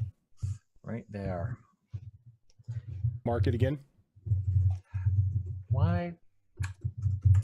There's a button to do this. It's been so long. You mean right here? Yeah, that one. Yeah, it's a boulder that he's currently leaning against. And this right here is like a raised platform of dirt. So from where you're standing, Valentha, you can't see either of them. Oh, okay. Yeah. If that's the case, It's would like a I be small able mound. to? Would I be able to see them then if I was like up against it and if I stood up and had my boat over it? No, but you would be able to climb up on top of it. Okay, yeah, she's gonna kind of get down and crawl, and then once she's able to see them, I mean, she's gonna aim for the head anyway, so she doesn't need to see their whole bodies. She's just gonna be on her belly with her bow out and just waiting. So I'm assuming either here or here. You're probably gonna have to be either here or here to see it. Oh, I gotta get really close. Yeah. Okay. But I'm on a hill, so my You're angle. on a hill, so unless they look up, they're not really gonna see you. Okay. Okay. And I've got leather armor on, so they're not gonna hear a thing. So, Esthea, you see Magnus and Valentha like come out of the cart with their gear and everything, and it looks like they're getting ready to just drop down on these get the jump on the two guards down below.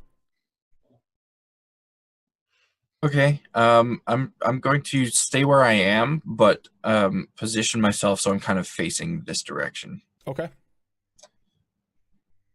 So Oh, do you have a staff? Or is it just the wand? Just the one. Oh, okay. Okay.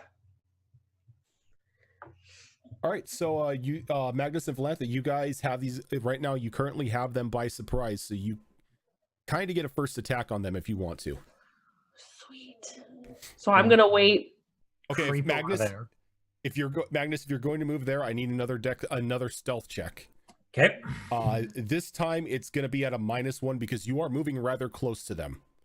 Okay. There's no way to put in a -1, so this plus this -1, I guess. Yeah. Yep. So 5, 10, 13, 15, so 14. You're like, even in your armor and being, a rather loud dwarf that you are, you're able to get right next up to the rock and neither of them notice you. Nice. Perfect. So I kind of nod to Magnus. Wait for him to nod back if he does. I kind of do a sideways look over to where Valentha is standing and just raise my axe above my head, ready to bring it down on top of... Why can I not ping that? The one right next to me. Yep. Okay. So with that, she's going to go ahead. Who you were like aiming for, so. With that being said, she's going to shoot the guy, preferably in the head, in front of her. Okay, so you'll get a +3 attack on this guy because it is a surprise. Okay. Oh, +3. Okay. I think it's this one. Nope, that's not it. You click roll next to in the section for the short bow. It's the one on the left, not the one on the right. And you can move the thing up 3 and it'll give you an extra 3 on top of it. It says unexpected error. I'm hitting Let me roll. see. Let me see your Or the dice next to the roll. I'm going to open up your character sheet here. For the longbow? Yes.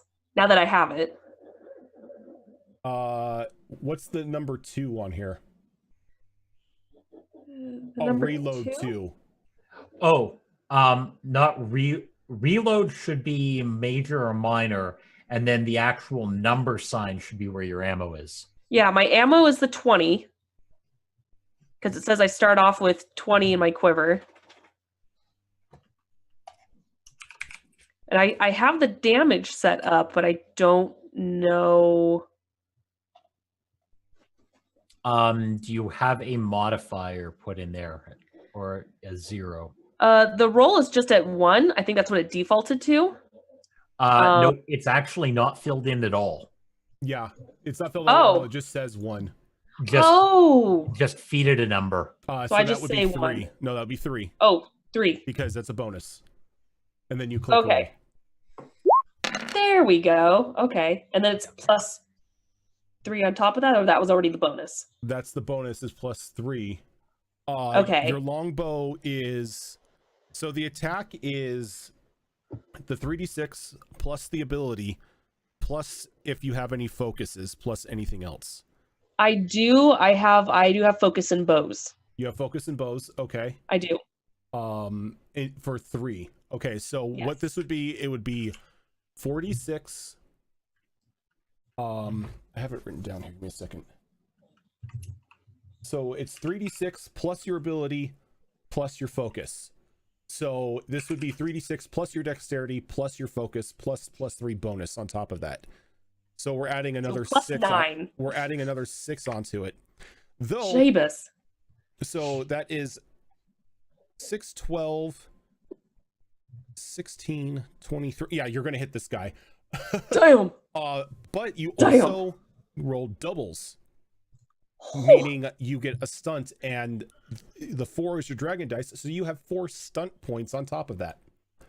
What? Does a So- headshot count as a stunt point? So the stunt points that you can do are pretty much anything on the standard stunt page, on page 61 of the player's guide. Which I totally have open right now. So the thing is also you don't only have to choose one. You have 4 points to spend, so you can either spend all 4 on one, or you can do multiples adding up to 4. Yeah, no, I'm totally getting this guide out. What page? 61 on the player's guide from set 1. Okay, 57, blah, blah, blah, blah. Okay.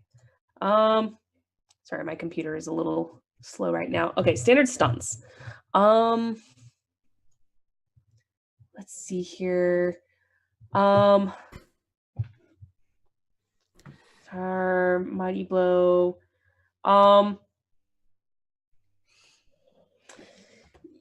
You know what? Since I want to take him out as fast as possible, and it's already kind of a surprise attack, I want to try Mighty Blow to Okay. inflict an extra 1d6 of damage to it. All right. So you also have 2 more stunt points to spend. Uh, Now, can you double up on them?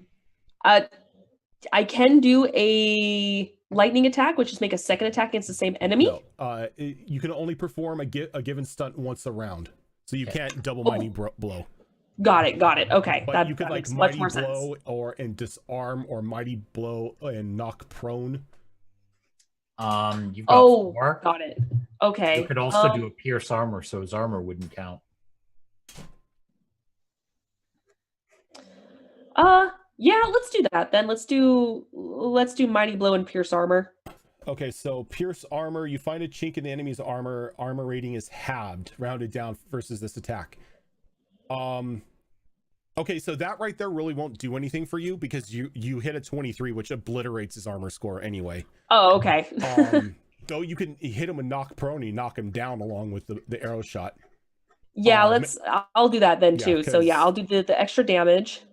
So now you're gonna roll the damage. And then I which need is to do an 11, extra 1d6. plus another 1d6. I need to find out what this guy's rating here is. Oh, actually, if you want to lower his armor, you can. No, his armor rating. That's different. That the armor rating is Wait, does that say lower half his armor rating? yeah. Oh, Which actually, no, make you it- can. Yeah. So Oh. it's So basically the damage reduction that armor applies. Yeah, instead of the armor thing, what it does is the armor rating is how much damage it will stop from affecting the HP. So if you round that down to half, he's only stopping 1 HP of your total damage. Oh, cool. Okay. All right, so for a total of 12, I thought I gave this guy HP. Wait, did I put it on the other one? No, I didn't. All right, so you see, well, both of you would see because you're within sight. She just sneaks up and pulls her arrow back and just domes the guy to where it's just sticking out of the top of his head. As he gets like a very like shocked look on his face as he just falls over dead from the blow. And then simultaneously, Axe comes down on top of the other guy. And you said +3 since they're unaware. Okay, so that should be that. 5, 10, 11, 13. And it's not adding your. Did it add my strength in there? It didn't add your strength in there. Why is it not adding that? That is What's strange. your strength modifier? +3. Yeah, so that's what that 3 under bonus is. That's your strength modifier. No, it's not. That's the bonus roll that he added onto it for the 3. It's not pulling strength. that's my dexterity. Did you figure it out? Yeah. So you have to add the stat modifier into the roll category as well. Oh, I gotcha. Okay. So So 3 like plus 3 3 if we plus wanted 3. Okay. So just break them apart. +3. Do you have axe as a specialty as well? Yes. How many points do you have in it? Hold on. Specialty. I'm just testing something real quick. Oh, Yeah, okay, there there we you go. go. There's the extra bonus. Yeah, on it. your focus. How many points do you have in it? I think I only get warriors only get the innate 1. Oh, okay. So because Valantha has like a +3 in bows and stuff like that. Mhm. But I think it's because of who she is. So when you have a focus in a certain weapon type, and you put it under your focuses on your character sheet, it should appear listed under the appropriate stat on your main character page. You can click it from under that stat and it'll roll it from there with all the appropriate bonuses rather than having I to edit gotcha. the actual edit. Oh, there we go. Yep. Okay. And No, then you would I just don't add get, whatever onto it. I don't get focuses. We just get weapon groups as for warrior. You don't have a skill focuses, like ability focuses? Ability focus doesn't show up till level 2 from what I can tell. Like everyone should have ability focuses at level 1. Unless I'm wrong. Let me see here. Which might be very real. You're a fighter. You're a warrior, right? Yep. Rogue warrior. We've got starting talents. And you're a dwarf, right? The Yep. dwarf, I think, is where the focuses are. Oh. Oh, is that where it's pulling from? Let me see here. You know what? Now that I think about it, I think maybe that's where I got mine from. Was from Yeah. my elf. Okay. It's a part of the character creation. Surface dwarf here. Playing a surface dwarf. Pick one of the following ability focuses: Constitution, Stamina, or Communication, Bargaining. You can speak Dwarven and Trade Tongue. Choose a class, and then roll twice on the company table for additional benefits. Roll 2d6 and add the results together. I didn't pull any from there. Oh, okay. I got communication abilities. Yeah, those are where you get your focuses from. Okay. No, I didn't pull any from there. All right, so let's go ahead and do that. So you're gonna roll 2d6 twice, and whatever the number is, that's what you're gonna get. Oh no, I did that. Yeah, you he just did didn't that. roll for any of the focuses. He ended up with like +2 his okay, communication. I Yeah, gotcha. I've got communication persuasion. Oh, So you're a talker. Yes, which is totally counterintuitive of what's about to happen. What page is stunts on? It's 62, right? 61. 61. Close enough. All right. So with the axe and all that fun stuff, you get, where are you at? Right there. So 11, 14 will beat the defense rating of the armor. So you can go ahead and make your damage roll with the axe. Okay. Let's be that number. 12.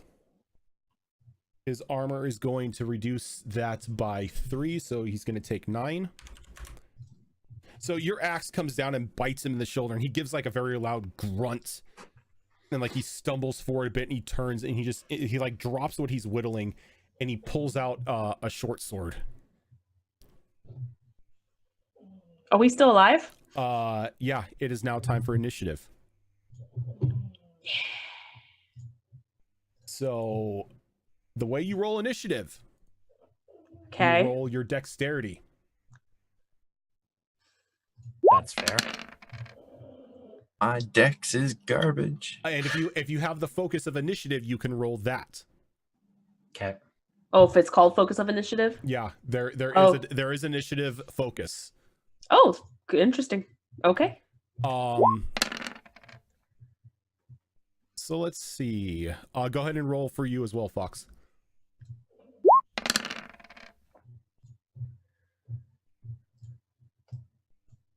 All right. See here for one moment.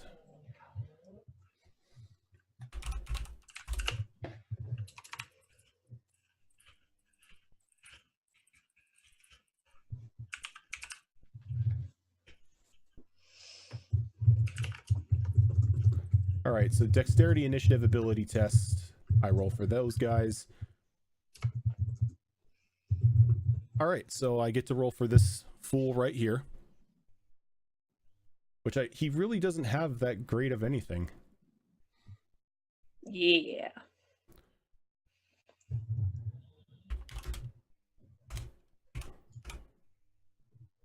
Oh, you are so lucky.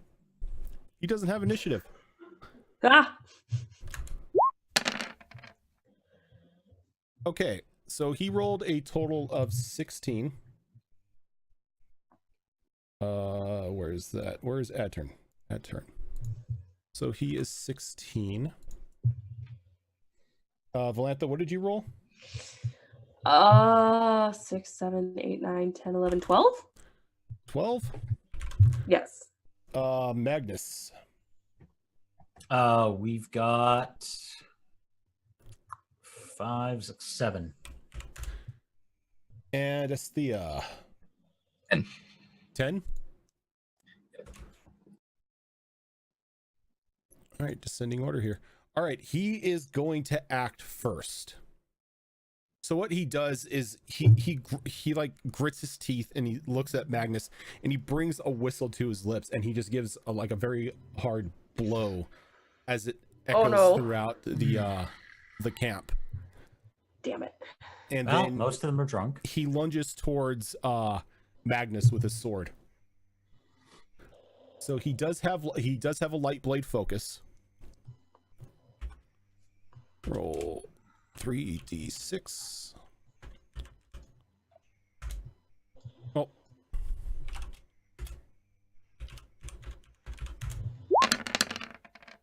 All right, so he's going to go for a total of 16. Does that beat your armor?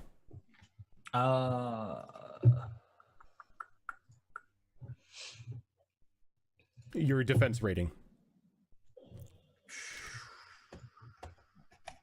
Yes. You didn't sound too sure on that. I'm double checking this. Yeah, your defense rating is 12. Yeah, and I'm just, as I said. What armor are you wearing? Oh, Wait, light yours leather. is 12? He's No, wearing that's light why leather. I was double checking. Yeah, he's wearing light leather. Oh. Oh no, heavy leather armor is in here too. Yeah, it's supposed to be heavy leather.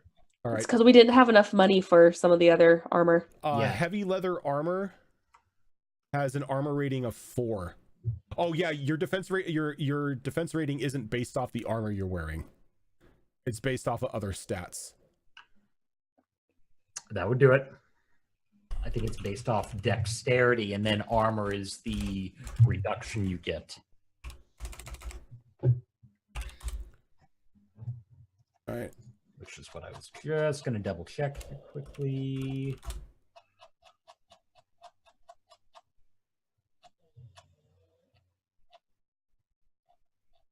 Also, make sure to look at the actions that you could do during combat on page 59, because there are things like defensive stats and everything that will give you a +2 to your defense. 9.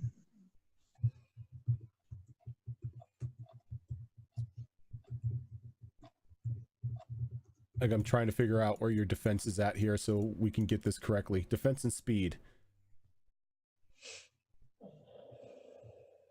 Okay, defense is 10 plus your dexterity plus your shield bonus. And I'm not carrying your shield. Okay, so your defense is 12. Yep. You are a very slow dwarf. My defense is higher than yours? Because you have dexterity behind you. Yep. Oh. So you probably have lower mitigation. All right, so he's going to hit you for a total of 5 damage. So what you're going to do is you're going to subtract 5 from whatever your armor rating is. Yeah. And that's the total HP damage you take. A whopping 1.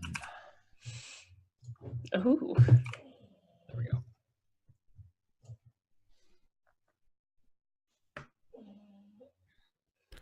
Yeah, Lottie, this isn't 5th edition. This is a sort of D6 system. But that is going to be his turn. Valantha. So since I'm standing on top right here, does he know I'm here? I can tell you that in a moment.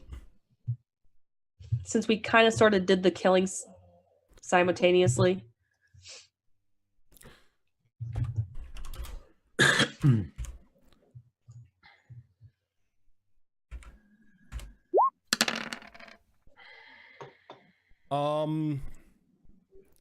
Go ahead and give me a stealth roll. We'll do it this way. It'll be an opposed thing. That was dexterity, That's right? Dexterity, yes. Yeah, he doesn't notice you. Sweet. I'm gonna go ahead and I'm gonna shoot an arrow in his head. All right. Since he's currently on guard right now, you're gonna get a +1 instead of a Sweet. +3. Okay, so +1. Does that count my +1? I don't know. If It did not, but you can just add 1 onto it. Oh, you rolled doubles Okay. again too. So 10, 12, 15, 18, 19. Yeah, you hit him. Sweet. So now you have 5 stunt points to use on this fool. Damn. Snap. Okay, so it's doubles on anything, Yeah. including the dragon dice, but the Yeah. dragon dice is what accounts for how many you get. Yep. Okay.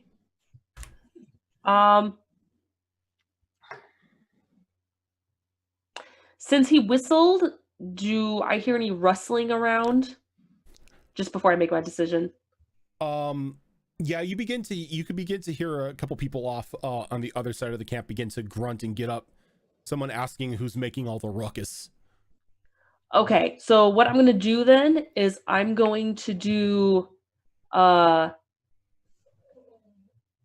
mighty blow again, and I'm going to do rapid reload. Okay. So go ahead and give me the damage from your bow.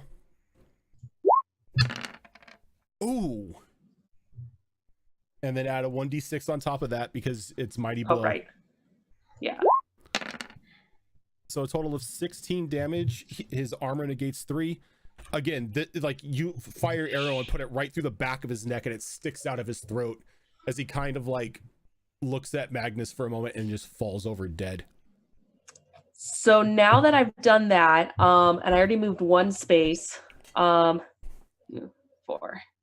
6, 8, 10, 12. Yeah, I can make it to her. I'm gonna go all the way to her. Confused on what's going on with the human, but she's gonna hand her equipment over and go, all right, you can help now. Yep. And give her all of her equipment. And Estia, you at that time hear was like somebody like rather large. All right, you grunts, up and at 'em. That was the warning bell. Kill whoever's out there. Okay.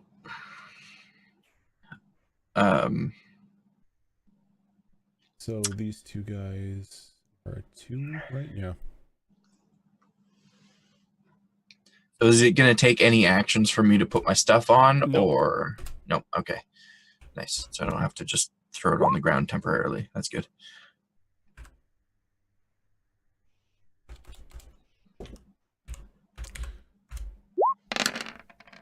All right, so that's 15. And that's Rolling that 6. 3G, yo.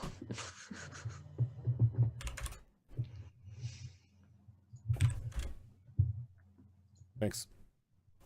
All right, and then the big guy, I need to find his thing.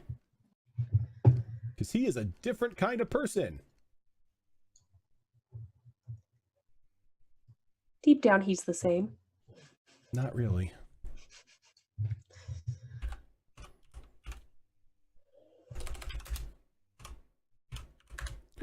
I so want to loot the bodies for He's any gonna- kind of he's coin. gonna roll a 7. All right, so you guys have a round before like the initiative is gonna. Nice. Okay. Well, give me 1 moment. We're gonna do this. Estia, you are up right now, and then we're gonna do that. Okay.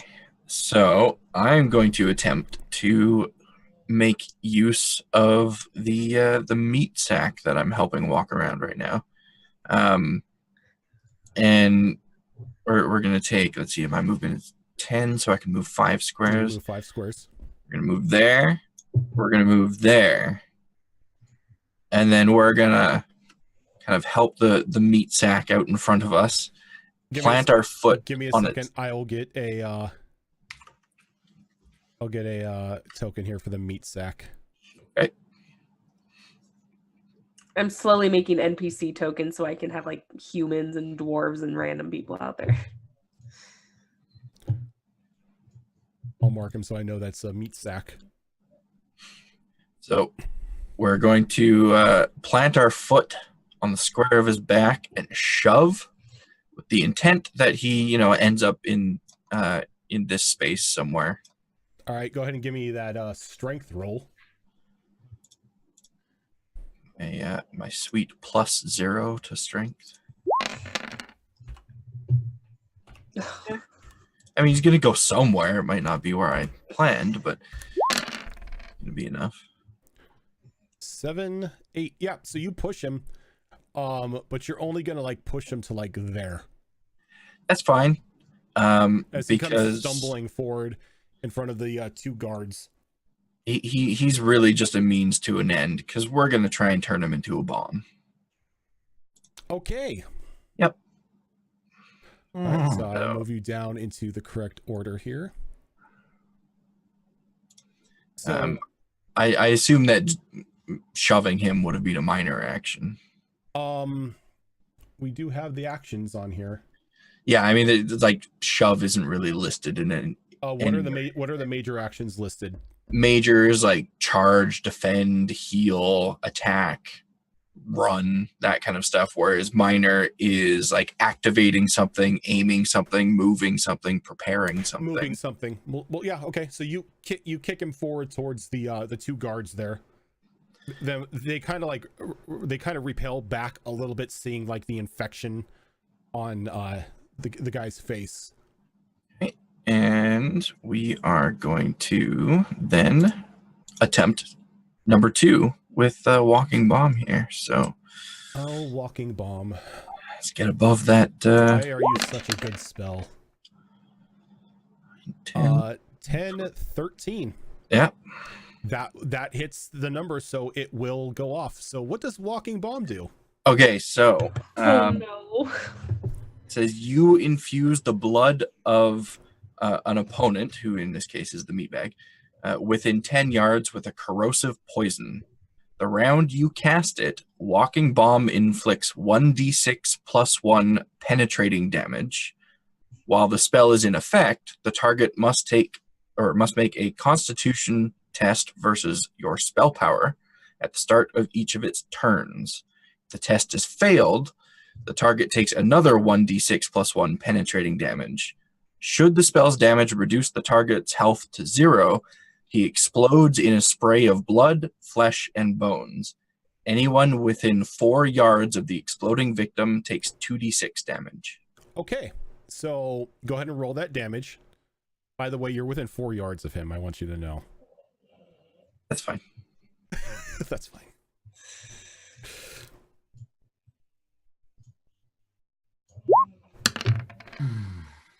Three That's damage. the damage that the meatbag is going to take. As he stumbles forward, then he lets out a scream as you can see like blood begin to like pour from like open wounds and like from his nose and everything, but it's like boiling as like he's just like kind of huddled there, like screaming his head off, but he isn't really dead yet. Exactly as I planned, because I'm then using the rest of my movement To GTFO. over there. Oh my god, you're a monster. All right, so I'm gonna add a turn to here.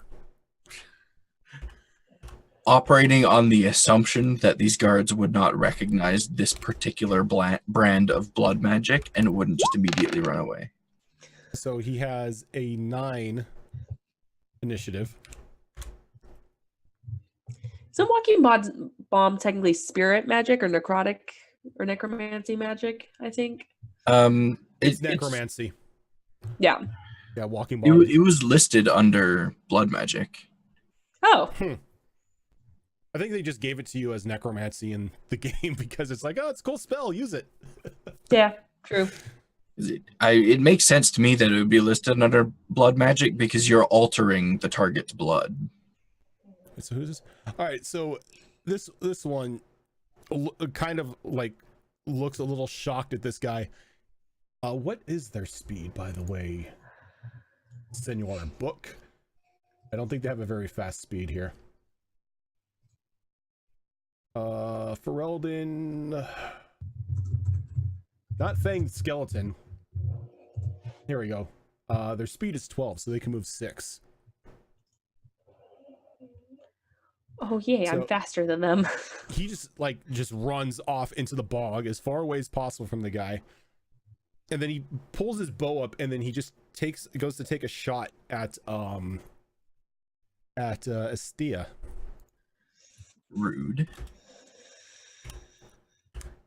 Do Oh they good, have- you're my meat shield. No, they don't. Okay, Okay, so 3d6 plus 2 is the attack roll. Does an 11 beat the your armor rating? It sure does. All right. That I'm is a going- mage. I have no armor rating.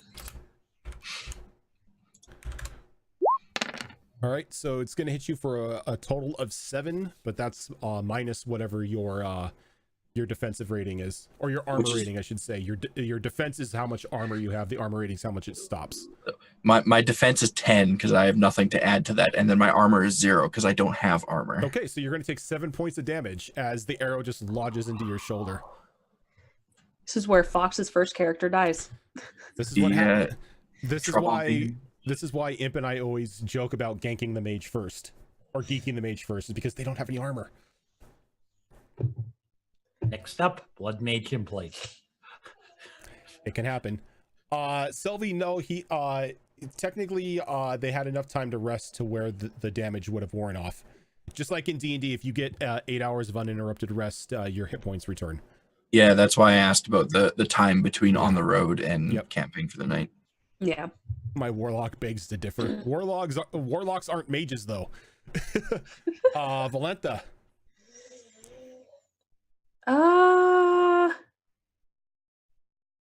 how low is this cart to where, like, could I shoot over it, or do I need to move? You're gonna need to move because the bars are still on it. That's cool. And I've got a lot of range on my bow, so I'm just gonna take a step back. I'm gonna go ahead and I'm gonna shoot this guy over here. So I think it's just because I'm adding my dexterity bonus in the roll to make it easier. Okay. I'm thinking this is all right. So roll and bonus. So the bonus is the 3 from your dexterity. Yes. What about the from your focus for bows? Do you have that? Yes, I do. So I need to add another +3. Yeah. That's why Okay. if you click, like, go ahead and click on the longbow focus and let's see what it does. Yeah, there you go. That's your attack right there. Oh, okay. That Yep. works. So the only Okay. time you guys should be using the actual weapon click is if you're not specialized, if you don't have a focus in said weapon. Got it. Okay. Because with this, it's 4, 7, 10, 13 with the focus. A 13 does beat their defense, so you can go ahead and roll the damage. Sweet. Jesus, 11.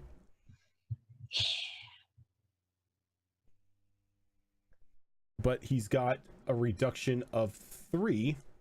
Damn it. So he's still up, but the arrow fits nicely. Goes like right across his arm, leaving a nice little gash on it. Good. Does the double rule only apply on 6s or anything? The double roll only applies on the roll itself. So where it says roll, that's the only one that. Oh wait, no, you're right. So I got Pointing doubles. Mm.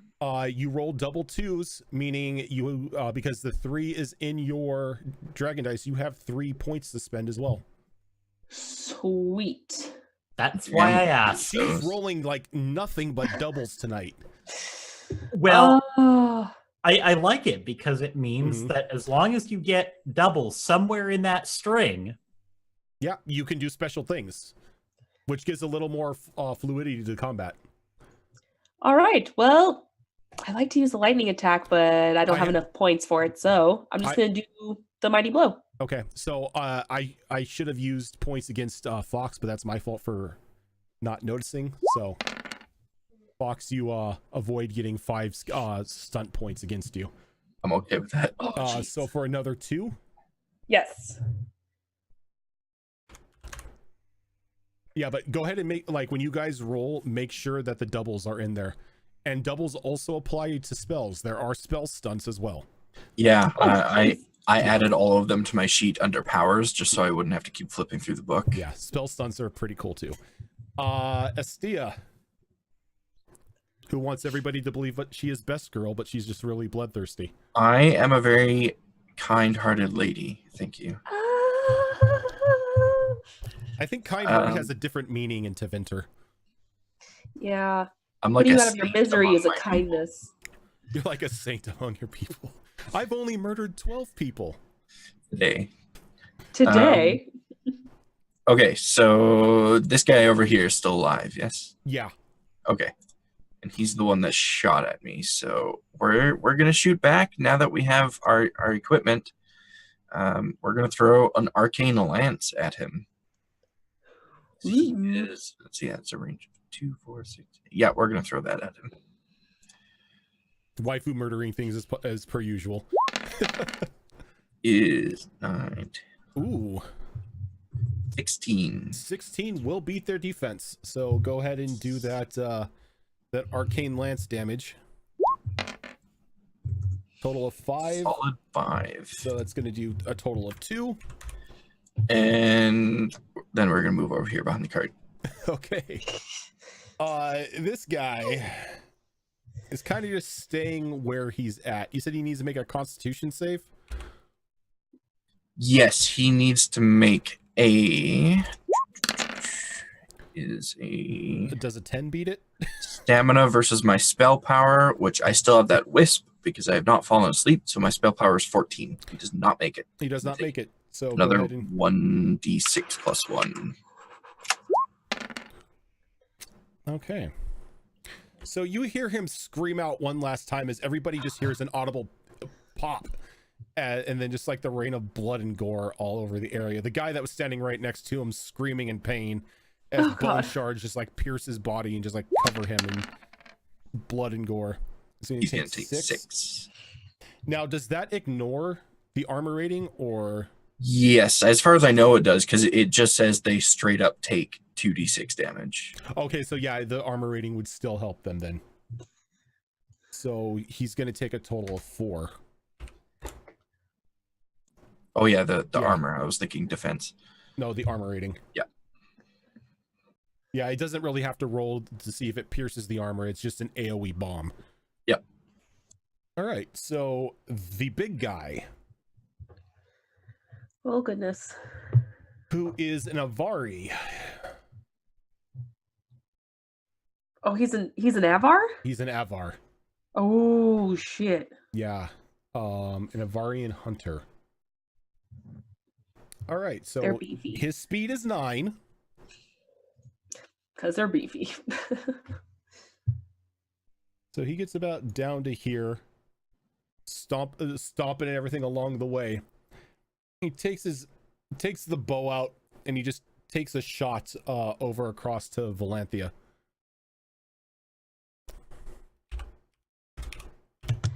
Oh hell no. Does he have bows? Does he have bows? He does not have bows. All right. Bring it, bitch. Does an 11 beat your armor? No. It does not. I have a 13. You have a 13 defense. All right, so it just like flies like right across your face, grabbing your attention as a rather large gentleman across the way has a bow in his hand. And that was that the same guy I saw before? Yep. That had the keys originally? Okay. Yeah, the leader. Ooh. Magnus. Seeing him fire that arrow at Valenthia. There's no I in there. I worry, am I'm gonna mess going that up to too. Yeah. charge him. Just run at him, bring the axe up above my head, and sort of jump at him. All right. So I get that.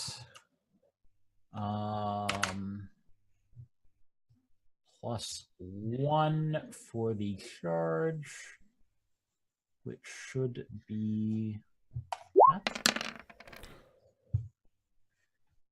All right. So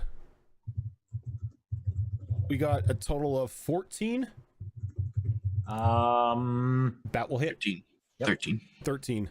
That will still hit because right now he doesn't have his shield out because he has the bow. All right. And he is going to take 15. Yep. Oh, that's right. It's a battle axe, isn't it? Damn. 3d6 +3 +3. Mm-hmm. Damn. All right, so you end up oh yeah, because you have the axe specialization. Uh-huh. Yep. So you end up just cleaving like a nice part of his of the side of his arm off, and he just throws the bow down in pain, yelling something at you in a language you don't understand, but you can safely assume he's swearing. And the best part of all this is, due to the weapon focus, I want him 2 yards south of where he currently is. Oh wait, I can move any target I hit with a battle axe 2 yards. 2 yards away. Nope, Oh, 2 shit. yards towards me. Yeah. So right there. Yes. Oh, so there. you pretty much hit him and then move him with it. Yeah. Oh damn. Shoot. Wait, that's not with a stunt. That's just with just That's with the focus. part of being a warrior. Damn. Oh yeah, because you manipulate the battlefield. Yeah. So things are going to get dragged around constantly. Shoot. All right, back to the one that is now covered in blood and gore, thanks to the blood mage. They've got a speed of 12. Wasn't me. That guy just exploded on his own. So seeing his boss just rightfully get smacked and then moved him around, you hear the guy like unsheath the sword. He's like, "I'm a coming, boss." He just like scoots. He slides underneath the horse railings of the cart, and he comes up and he tries to hit Magnus with his short sword here.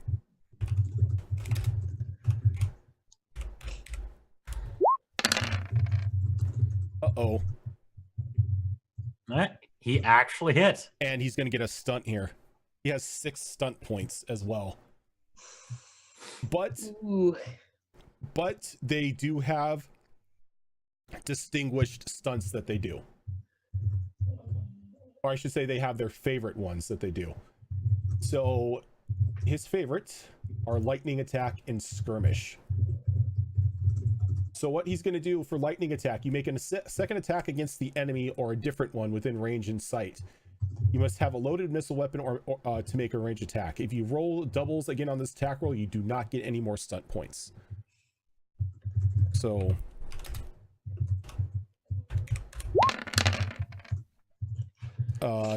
is a 16 hit? Yep. All right. So and he's going to push you 2 yards in the direction of each stunt point, so 3. So he's going to knock you back 6 yards as he comes in and just like slams into you with the blade, cutting you a second time before pushing you back away from the larger gentleman. You're going to take 2 damage hits from that, which are separately mitigated, thankfully. Yep. So the first one is going to hit for 7. Okay. And the second one is going to hit for 7. Okay.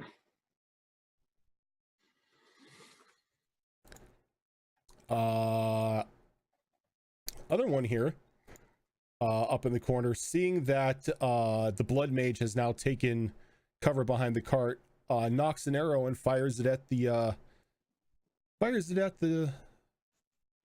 actually, no, I forgot. He's here. 1, 2, 3, 4, 5, 6. He goes here, keeping an eye on the mage, and he's gonna just lob another arrow at you.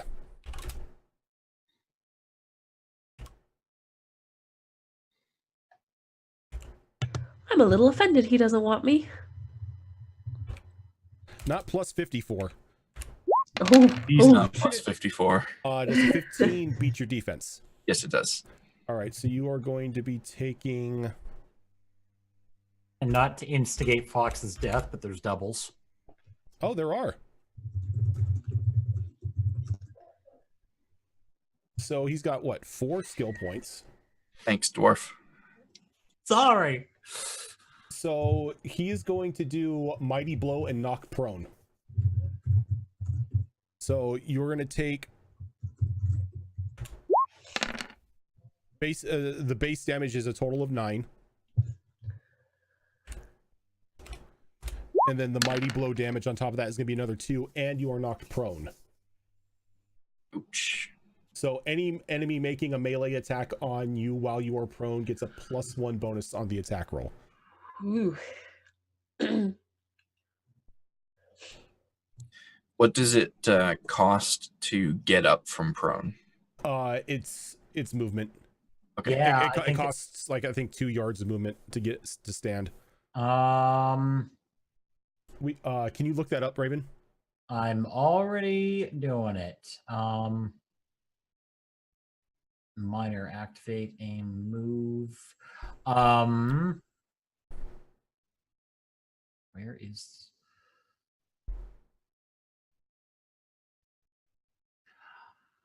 it'd be a minor move action. Minor move action. Okay.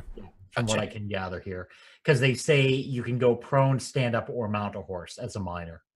Okay, so that's not a problem. All right. Valenta.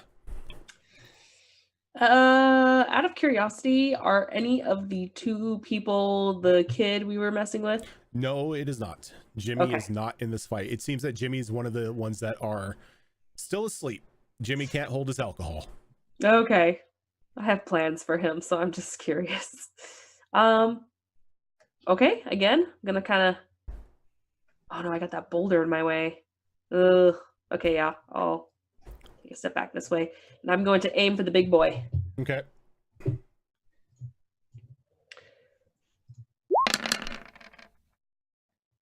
Uh, 8, 10, 13, 16 will hit Sweet. because he only has a defense of 11 right now. With the 10 damage. All right. Ooh. So you launch the arrow and once again, like, just hit him right between the eyes. The big man just falls down hard. You guys can see combat is a little more deadly than it is in D&D. You don't have 800 HP. Nope. Estia. Speak for yourself. Well, I'm using my minor action to stand from prone, and I'm brushing myself off and muttering about disgusting peasants in a disgusting swamp. And as I'm doing that, this nice like glow kind of emanates from me, and I attempt to heal myself. And let's see, it's not going to work. The glow lights up and then quickly fades away. Due to your rage, you're unable to get the target number off. Should have been an easy one, and it failed. And now I'm just furious. She's her brow is furrowed, and her voice is louder, and she's swearing, and she's mad. Magnus. All right. I'm going to glare at this guy in front of me. I'm not done with you yet.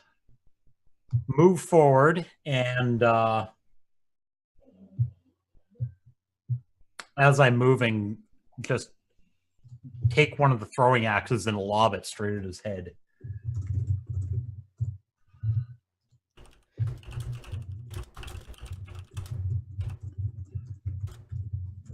Should be...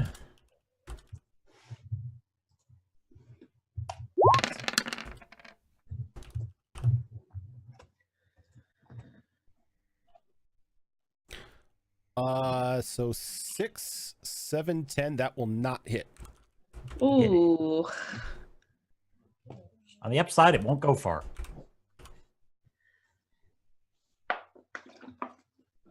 That kind of sucks. Yeah, Lottie, the idea, the Berserker armor from Berserk is where I got the idea for Ash's Magic Girl armor. Oh, I was gonna say I've never seen Berserk, so I was like, I don't know what that looks like. But now I want to look it up.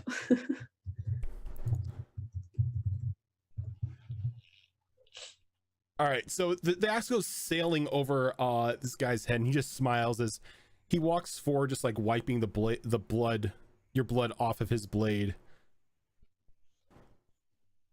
And he's just like, well, that's a coincidence. I ain't done with you either.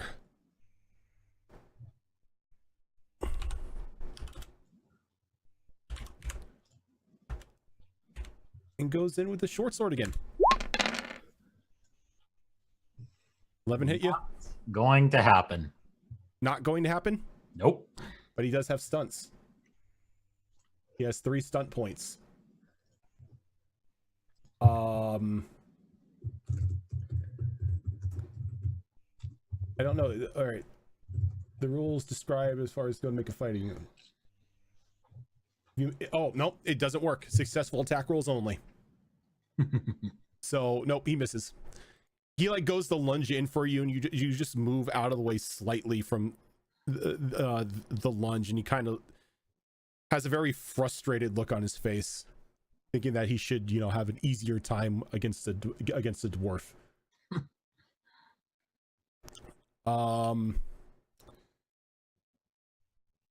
Guy over off the on the side who's been picking on the mage is going to continue to pick on the mage. Rude. 13 hit. Yep. Any of those? Oh, and there are 2 doubles. Would you stop dying? It's bad for your health. No. So again, he is going to do Mighty Blow and knock prone. So I mean, I might be prone regardless, depending on how much damage he does. short bow 1d6 plus 2.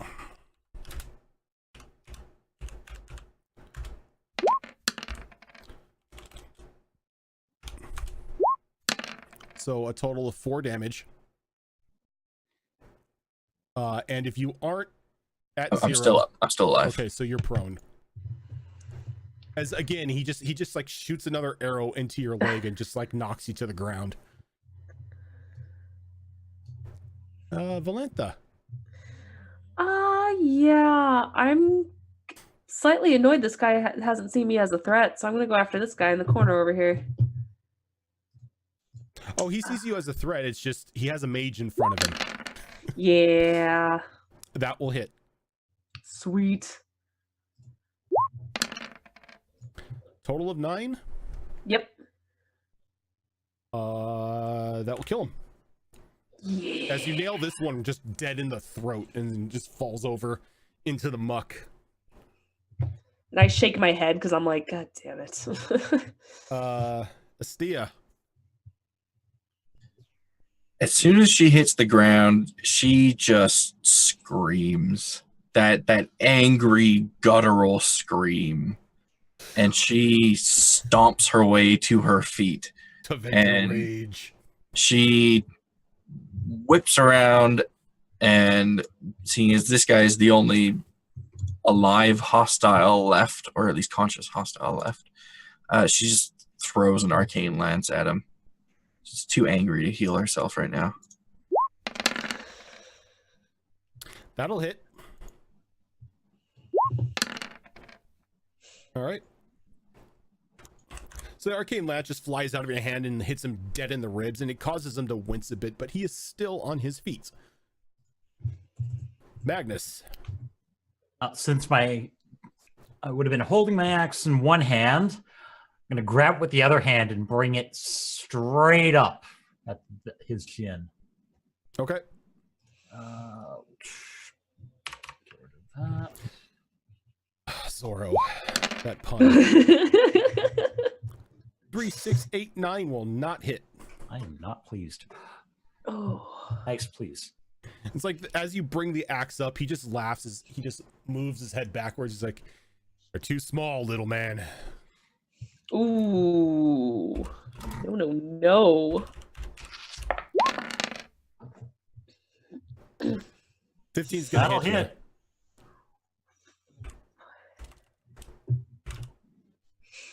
What is the damage on the sword? +4. All right, so it's gonna hit it for a total of 6. Okay. Kill shot. What are you doing? I'm just disappointed that I seem to be doing all the work here, so I'm gonna go ahead and aim for him.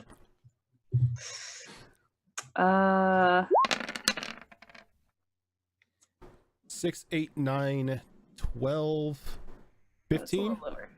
Yep, it's gonna hit. Sweet. Total of 9. Yes. Were you guys doing anything this match? What's going on? You guys just look around the battlefield and just all the bodies are just riddled with arrows. Mage, you were on your arse half the time. I don't know what you were doing. I'm gonna go and collect my arrows. And she just shoots you the angriest look. As she again attempts to heal herself. If you can actually work this time. Nope.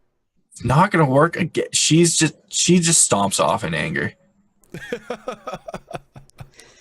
All right, so after that combat, let's go ahead and take a break.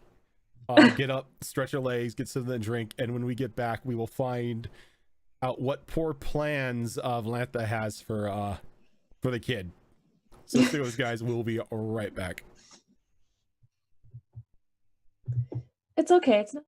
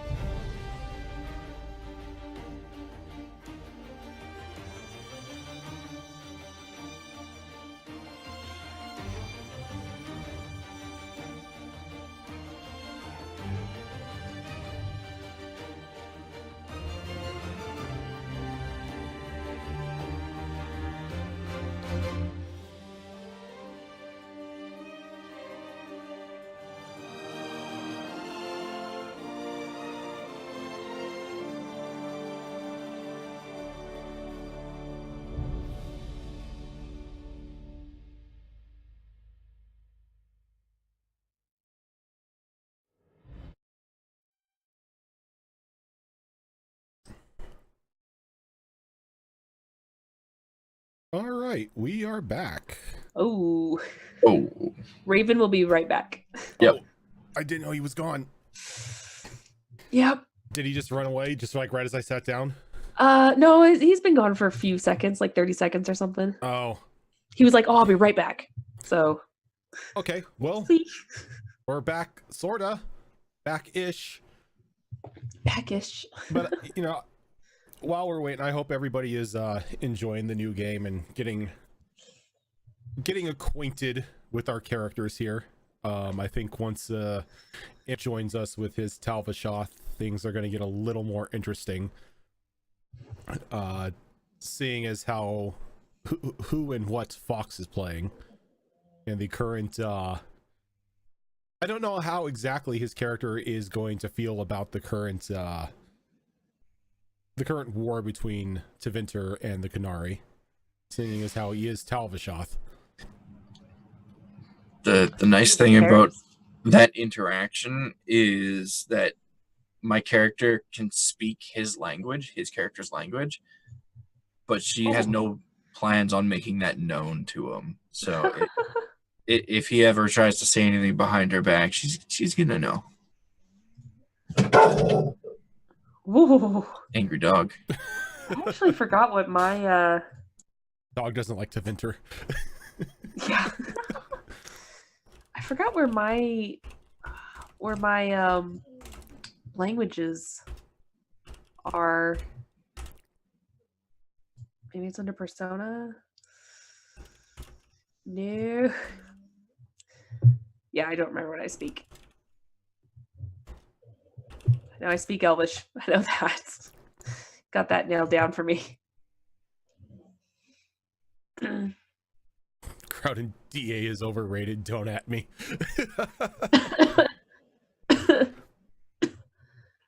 Hey, Fox is standing in wet grass with a low HP and low dex. Just saying.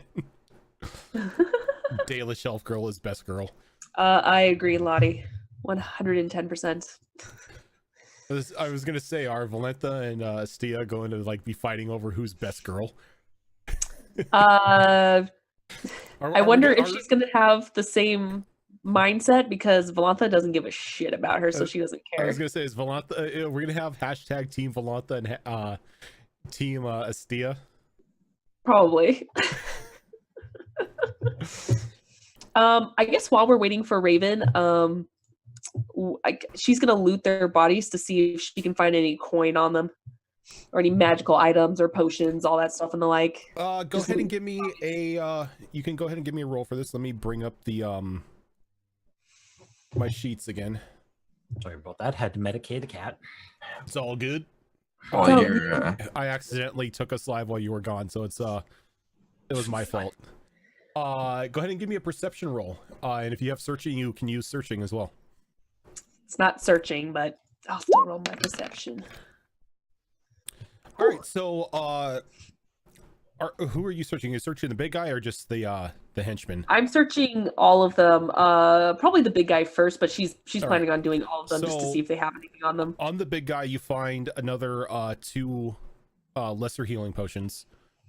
A coin with 5, or a bag with 5 silver in it. Sweet. And then there's a bow at his feet that he was using as a short bow, and then he's got a battle axe and a shield as well. Okay, she doesn't want to carry all that stuff, so she'll take the potions and the gold, or the silver, and then she'll just double check the minions. The minions, all they've got on them are their shoddy weaponry. Okay, yeah, she's not interested then, especially since she can't really carry much. So what she's gonna do next is, she's gonna go back to the cart and find. Actually, no, I lied. She's gonna grab one of the daggers from one of the random bodies. She is going to kind of dip it in their blood, and I'm gonna go find a piece of parchment. All right. And with the blood, I'm going to smear the words "Beware the Witch of the Wilds," and then I want to find the kid's tent, put the knife through the parchment near him and leave a couple silver next to him. Go ahead and give me another perception roll. See if you can't find old Jimmy. Is this one a seeing, or is this still searching? It's searching because you need to find what tent he's in. Okay. So 8, 9, 12. So as you search, you don't find his tent, but you can hear him whimpering in some bushes. Oh God. As like you look over and you can see that he's had a clear eye shot of what you guys just did. Okay, taking a note, she's not gonna like make herself know like, oh, I know where you are. She's just gonna go to kind of close to him. I don't know if there's a tree or just the cart or something, and nail the knife on there instead. He is currently in these bushes right here.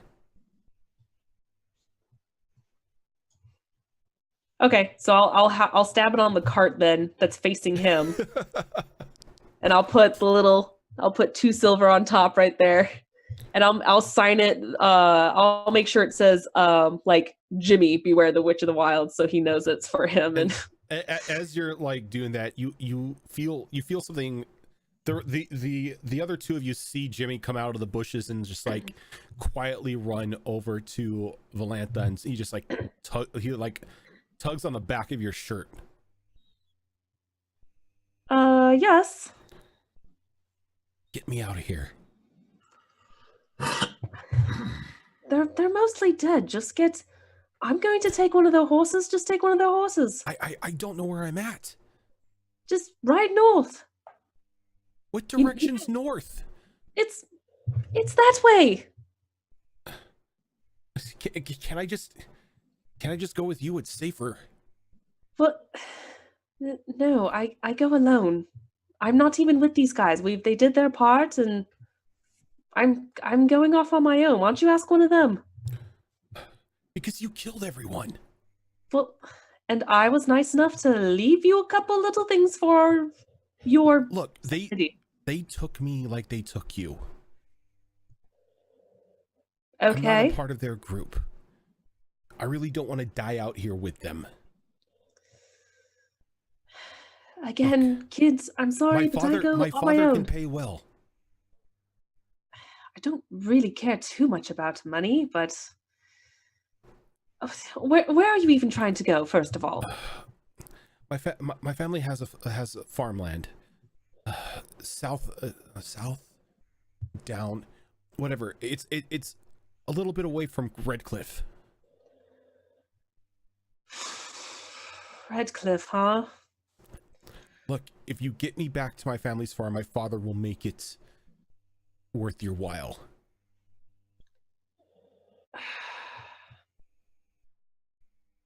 You know what? I'm not saying yes because I want to help you. I just happen to be going in that direction and I need to go through there, so... Can you fight at all? Kinda. Okay, well grab that dagger I just stuck in there and just take it with you. Oh, okay. As he just grabs the dagger and he puts it in, like he just lays it in his belt. You notice that he still has his spear with him. And by the way, thanks you two for all the help. By the way, and she points at the dwarf, great fighter, love what you do. Well, I'll see you guys later. Feel free to do whatever you want, but I'm taking one of their horses. How many horses are here? You know that there are 2.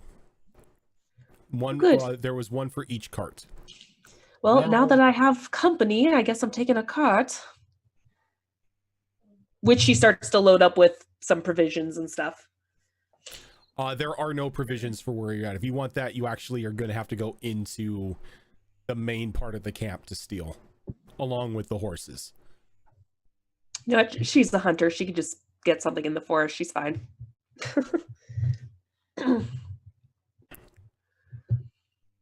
All right. Well, you guys can have that one. Oh, I'll take this one. Hurry up beside her. So, where are we going? I'm what? Where are we going? I don't know. It's wherever you're going. I'm getting out of here. I have no idea where we are, and you seem to have a clue. She's taking me to my father's farm.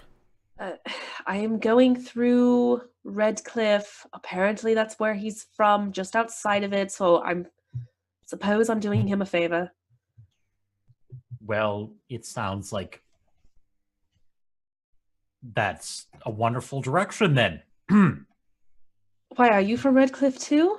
I mean, I guess Orzammar's not so far away from there. From is a strong word. I move around a lot. Were you born on the surface? Yes.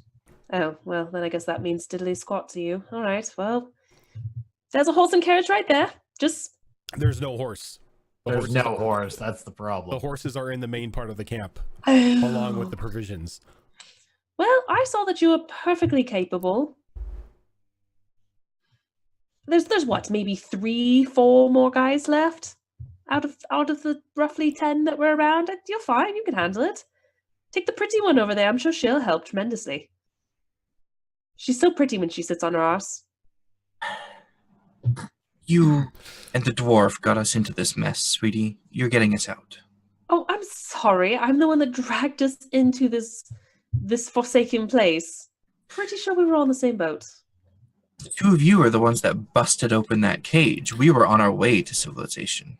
Really? If I can interrupt just for a moment, I do have information. If you're willing to take me with you, I know where you were headed, and I know why we stopped.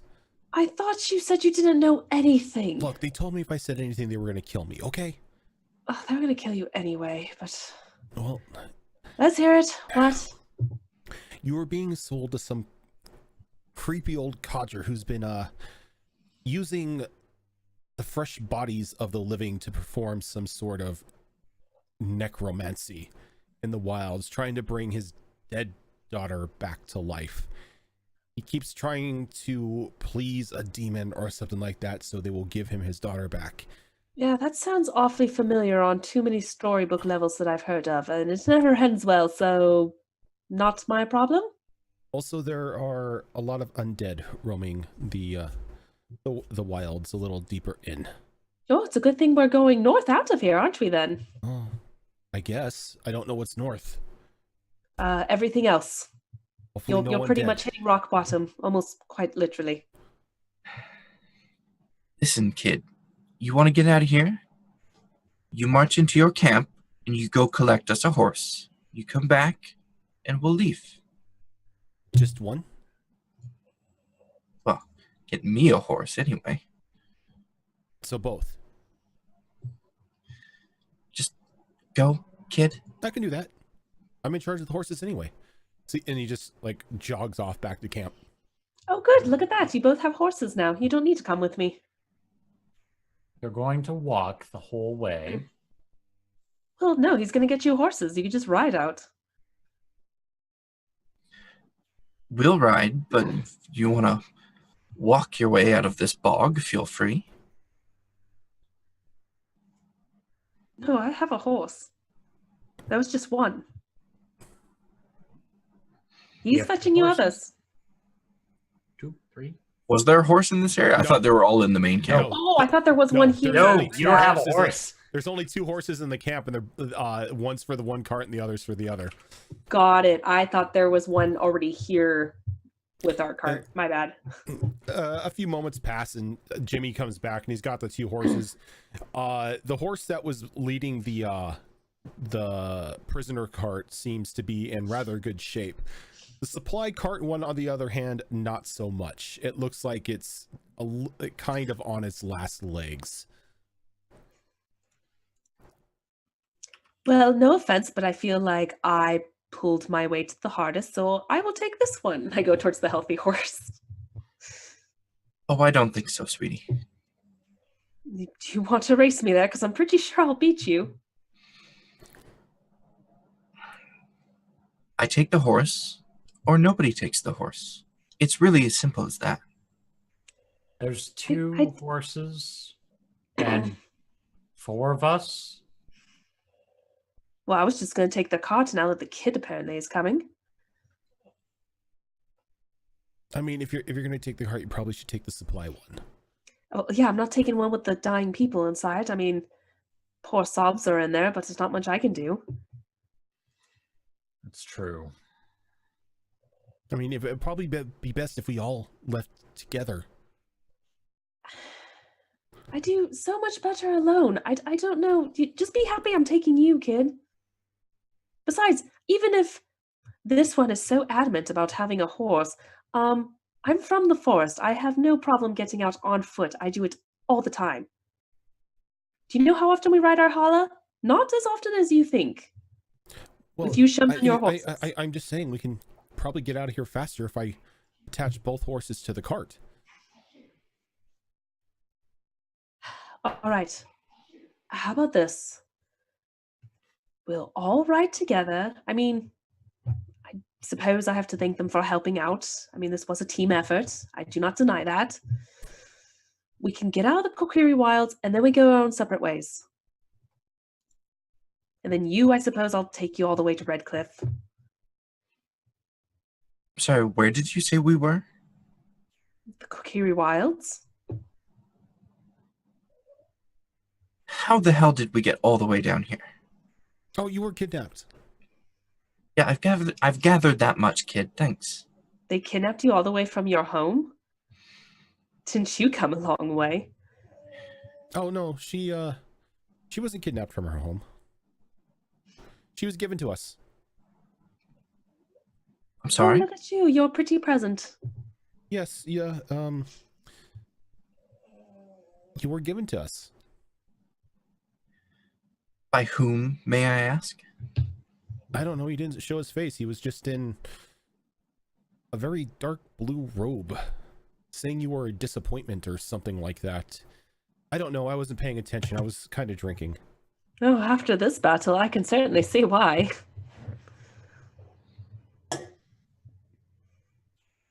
Trying to use my magic one more time, and I swear to God, if I don't hit that 10, I'm gonna kill this character and make a new one. That's not how it works. Self-living Bob. Hey, There I finally you go. made it. Just 10 barely. Exactly.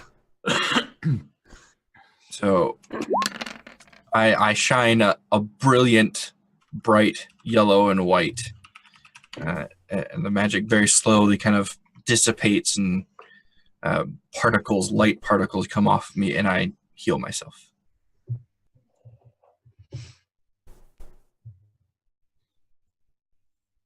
All right, well, See, she could be does that useful. She can sound heal good? you.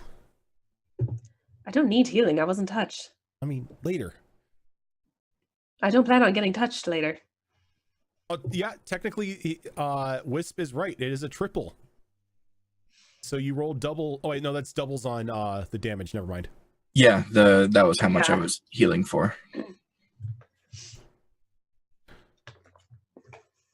Well, okay.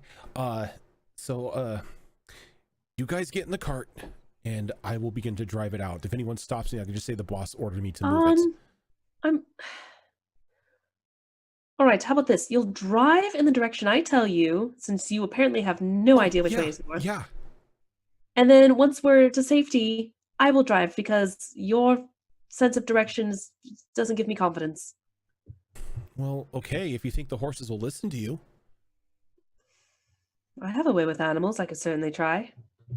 Okay. And all right. and where is this old man, the necromancer? Where is he residing? Oh, see, he runs over to the dead boss, and he, like, with like very strained effort, turns him over. He pulls out a bloody map and he brings it up over, and he's like, he's right here. If we just continue along this pathway, we would be there in I think he said 6 hours. So he's in the Kokiri Wilds. Yeah. And I'm sorry, why are we agreeing to go here? I don't think I said I want to go here. Oh no, we don't have to go there. We don't have to go there. We can go far away from you. That's where we were taking you. We were going to sell you to him. Oh, good. Well, all right, then I guess this is good to know that we just avoid that area altogether. And I mean, unless you want I to don't know stop a necromancer, but that's up to you. I mean, I don't care. There's a lot of really shitty people in this world, and one necromancer is not really going to stop all that. I mean, as long as I I've get to heard go the back to my stories. farm, I'm fine. All right, well, strap in, kid. We've got quite the journey, so we'll try to make our way towards the hinterlands, and that's at least the first stop of safety, and go from there, and then these two can do whatever they want, I suppose. He's like, he looks at the map. He's like, I'm gonna bring the map up because I actually have a map of Ferelden. Yar! Yay!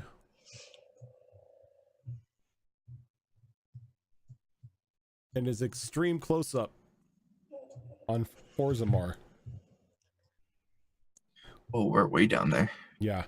Yeah, we're at the bottom. So right now, you guys are technically about here in the wilds. I'd say let's go to Ostagar, but depending on if it was ever rebuilt after the battle about 13 years ago, then pretty sure it's just nothing but shelter for us. So I suppose we can at least stop there for shelter. I mean, that works for me. Shelter's good. All right, I suppose if you guys want to come along, I suppose we're going as a group now. So get us out of here. I will come along, but as soon as we're in safety, we part ways. Sounds good to me. What about you, dwarf?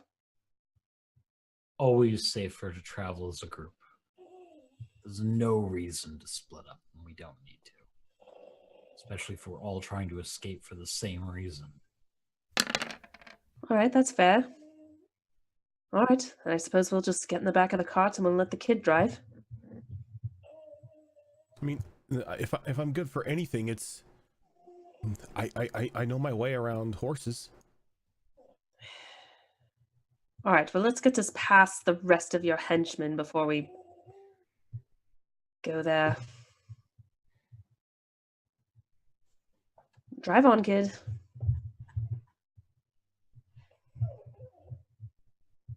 Yeah, I'm just like trying to measure here, and it's like 20 feet, and I know that's definitely not 20 feet. Well, because 1 inch on the map equals 18 miles. Well, I will walk 18 miles. And I think that's will much of walk- an accomplishment there. I know. Well, it's a long journey to Redcliffe after this, so. Yeah, that's not a short journey. At least there are roads, Pretty though. well. I mean, this is true. Not really roads. Well, There's paths. There's Yeah. trails. The hinterlands are Path. beautiful. path is enough. Yeah, the hinterlands will be really pretty to go through. Oh, here we go. So if 1 unit equals... Well, no, 1 unit equaling 1 mile is not going to be inches. Here we go.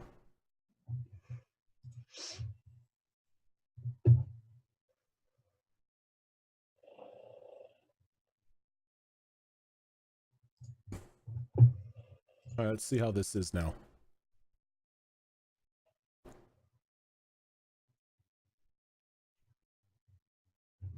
It's about 4 inches. About 4 inches, so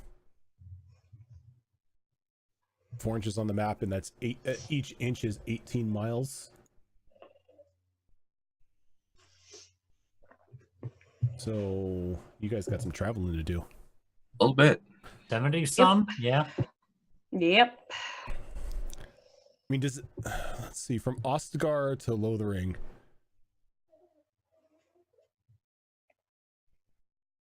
No, we're just gonna go with it now. I'll fix it later. Okay. So Sounds good. Can we just go on the map and hit fast travel? no, because you haven't discovered the location yet. Oh, that's true. Okay, that's fair. So Jimmy climbs up into the seat and he's like, okay, just hunker down, cover yourself with like some of the blankets or something like that so they don't see you. he's like, okay, Biscuit, Beaker, let's go. And he clicks and the horses begin to ride off through camp. Are they clean blankets by any chance? They are. Oh, nice. Okay, good. It looks like they stole these blankets. There's a minimal amount of complaining then. And about 15 minutes later, he looks back. He's like, okay, we're out of sight of the camp. If you want to try to drive the horses. Yeah, I guess I'll do it. I'll hop up and I'll take the reins. All right. Give me 1 second here. I'm trying to see what. Oh, okay. So give me a communication roll for animal handling.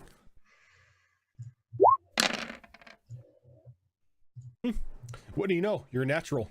You're just good at everything you do, aren't you? Seriously. Apparently. So like it doesn't like the moment you run out. take it, everything, you just begin driving it like it's second nature. He's like, I guess you're good.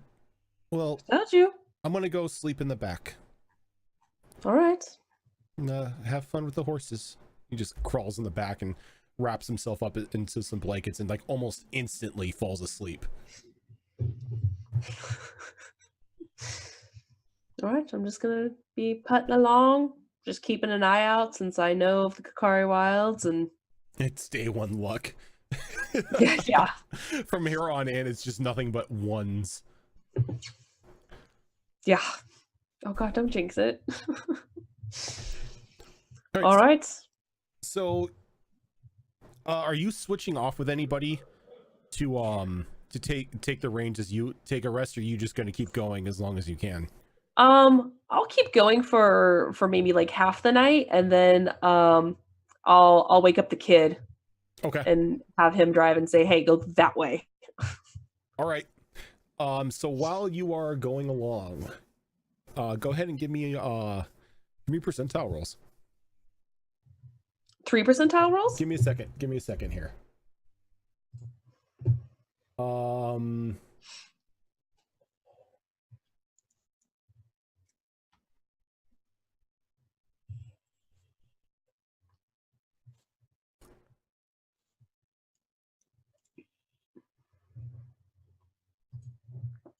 Yeah, percentile rolls. Just one. Oh, just one? Okay. Just one. First percentile roll of the game. Yeah, that's pretty good. It's pretty good. So going through the night and everything, go ahead and give me a navigation roll, which is cunning, and you can have a +3 to it. Okay. Decent cunning. And then +3 on top of that, so 5, 6, 7. 17. Yeah. All right, so you're able to keep along the path as you're avoiding a lot of the pitfalls and the bogs and everything like that, trying to keep the cart and the horses stable as you continue on north through the Kokiri Wilds on your way to Ostagar. About halfway through the night, you wake Jimmy up so he can take over, so you can get a bit of rest. He's like, okay, well, I'll yell if anything happens. Sounds good. I'm gonna take one of the blankets and roll over. Like in the corner of the cart. All right, here we go.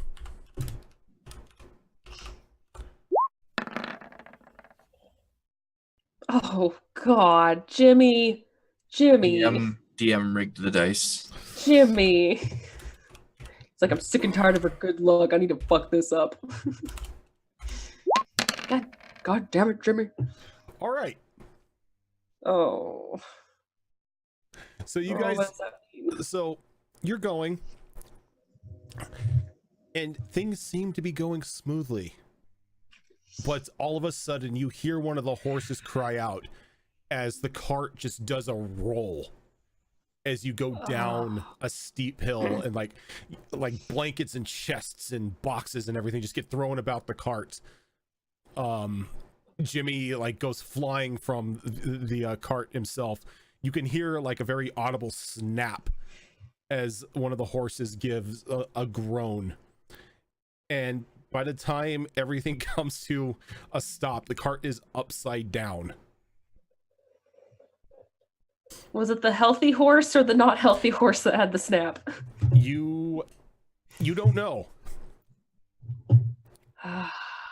Did we all also fly out of the cart as it tumbled, or are now we trapped underneath it?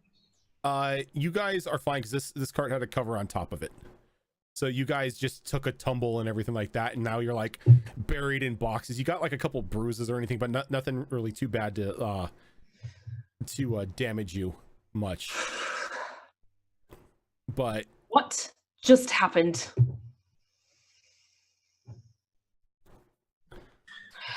Where is that damn kid? Jimmy? What? I'm all right. I think.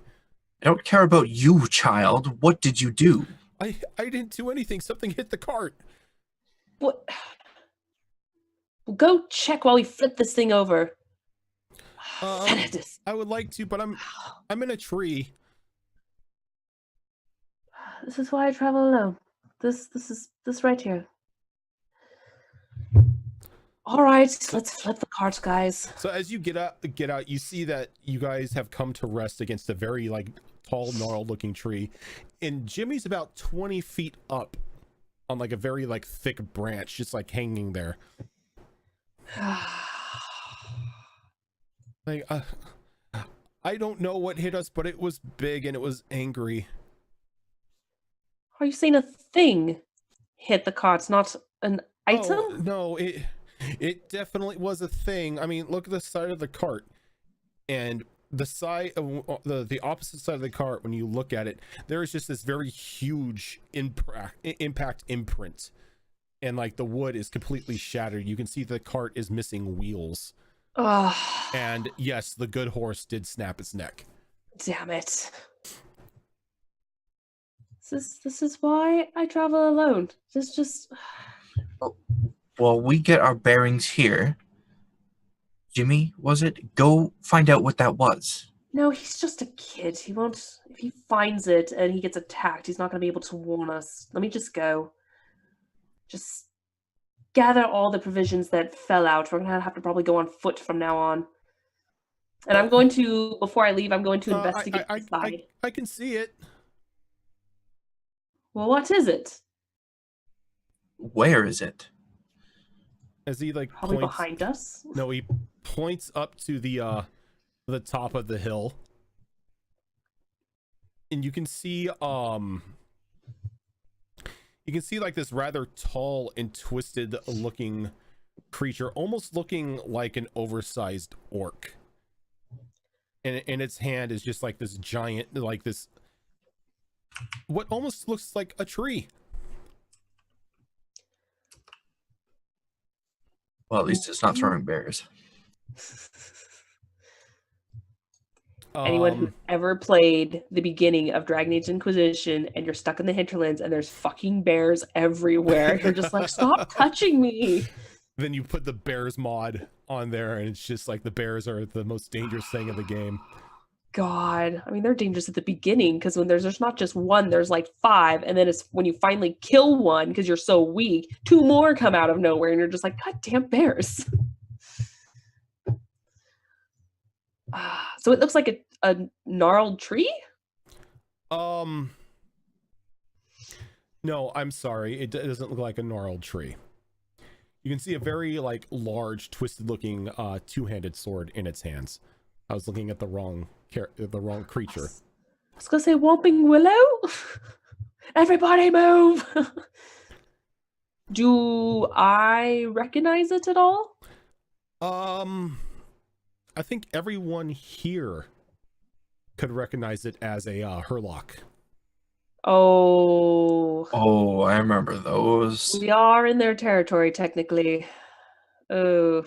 Well, not their territory, but it's where they are. Oh, yeah, great. Also, this one is a bit larger than normal. This one looks like it's been eating its Wheaties. Oh God, is this like was it one of those general Hurlocks or whatever? The beefy ones? The giant beefy ones, yeah. Oh God. Oh. What are the chances we can make a getaway on foot? They will run forever if need be, if they're ambitious enough. So the problem is, if there's one, there's probably most likely more. Think of them as a pack of wolves. If there's one, there's many. I think we have no choice. We may have to take this one out and then make a run for it before more come. Jimmy, stay up in the goddamn tree. You're just gonna hurt yourself. I ain't going anywhere. Good. You can't reach me up here. Useless Oh. child. I'm gonna go ahead and take my arrow out and I'm gonna shoot it. All right. Before let's go ahead and end here for the week. Okay. It oh god damn it. is 10:15. We're getting on close to any time, and at this time we can also introduce Imp's character if he comes in next week to fight the Hurlock. But I hope you guys are enjoying the game. Oh god, it's already being funny. The hate is just instantaneous. Oh yeah, there's definitely like multiple hate boners going on right now. To Vinter. To Vinter. That meme is not going to get old. Mm-mm. Oh, that's funny. Like you guys are judging me before you get to know me. I mean, Your attitude's kind of backing it up, the though. first thing you did is shove somebody out into the middle of the swamp and blow them up. Literally. Listen, if he just believed in himself a little more, he could have not blown up. It was really his fault if you think about it. I don't think that's how it works. are you sure? I think that's how it works. I'm pretty sure that's exactly how it works, and you can't ask him otherwise, because He's dead? Yeah. he's like all over that guy and that tree and that bush over there. Pretty sure Valantha would And- have a much bigger beef with that if it wasn't already a dying person, so. Yeah, this is true. He wasn't really he wasn't going to be long for that world anyway. Yeah. Might as well turn him into something useful. I Wow. mean, fertilizer? Pretty much. Yeah. I mean, it's Why not? It's a thing, right? Yeah. Oh, but chat, I hope you guys enjoyed the game as well. Thank you very much for tuning in for the inaugural episode of Blood on the Gray. This is something we are going to be doing every Wednesday night at 6:30 p.m. Pacific time. It is a brand new campaign onto a system that I think everyone here, aside from myself, is touching for the very first time. This is only my second touch of it, so I've had to go back and relearn the rules, and I think we're going to learn more as we go along. Mm-hmm. Yeah. But I'm having fun. I like it. I'm just glad we were able to escape. To be fair, I didn't know where I was going to start you guys until I sent Zorro the inaugural list of creatures that I needed. I'm like, you know what? This works. I know where I'm going to put you, and I know why you're here. And that's why you're here. Is That works. because things happened. Yep. We're friends, not money. You can't sell us. I mean, they can You tried. and failed, but Maybe not. the necromancer's lonely. What's that? Maybe the necromancer's lonely. Nah. Yeah, that's why he's trying to bring back the undead. Yep. I wonder if you guys will actually run into the necromancer later on. Yeah, who knows? Murder hobo enough. Trace back to us. Well, to be fair, they're not really his his minions. He just hired a bunch of mercenaries to go out and kidnap people. Yep. That's no gusta. It definitely is no good stuff. Shadow Nope. Fox, thank you for the sub. Oh, Get some snap. love in the chat for Shadow Fox for that tier 1 sub. Oh. So I think that's going to do it for us tonight. But before we head off, you wonderful people, Fox, who are you and what do you do on the internet? I am HB Fox, and I only play the nicest and most kind-hearted characters on this channel across all campaigns that I'm a part of. Best girl blood mage. If you want to see whether or not that's true, you'll just have to tune into all the shows. That's how it works. Aside from that, aside from blatantly lying to everyone, I also am the manager for the Hunter Wild, and I am the content manager for Streamer Square. That's kind of it at the moment. Forget that I need to do a follow command for Streamer Square. Yeah, I'm trying to find ways to like shorten my outro thing as much as possible. Zorro, who are you and what do you do on the internet? I am Zoro for Me 3. I am a variety / creative streamer. I'm on hiatus because of moving and whatnot, so I won't be able to stream for a while. But when I do, it's mostly story-based RPG type games with some Dead by Daylight and creative streams everywhere from commissions with characters and Twitch emotes to my own stuff. Otherwise, I'm here twice a week with these awesome people on Tuesdays and Wednesdays. Raven, who are you and what do you do on the internet? The internet. I am Raven's Lark. I want to say variety streamer, but it's not true. I binge. Currently we are doing an XCOM 2 heavily modded playthrough. All regulars are soldiers. So I'm having a glorious time killing off chat. I am live here on Wednesdays with these amazing folks, and then currently live on my own channel on Friday, Saturday, Sunday. No, Saturday, Sunday, Monday. And that's tentative because some things are changing. So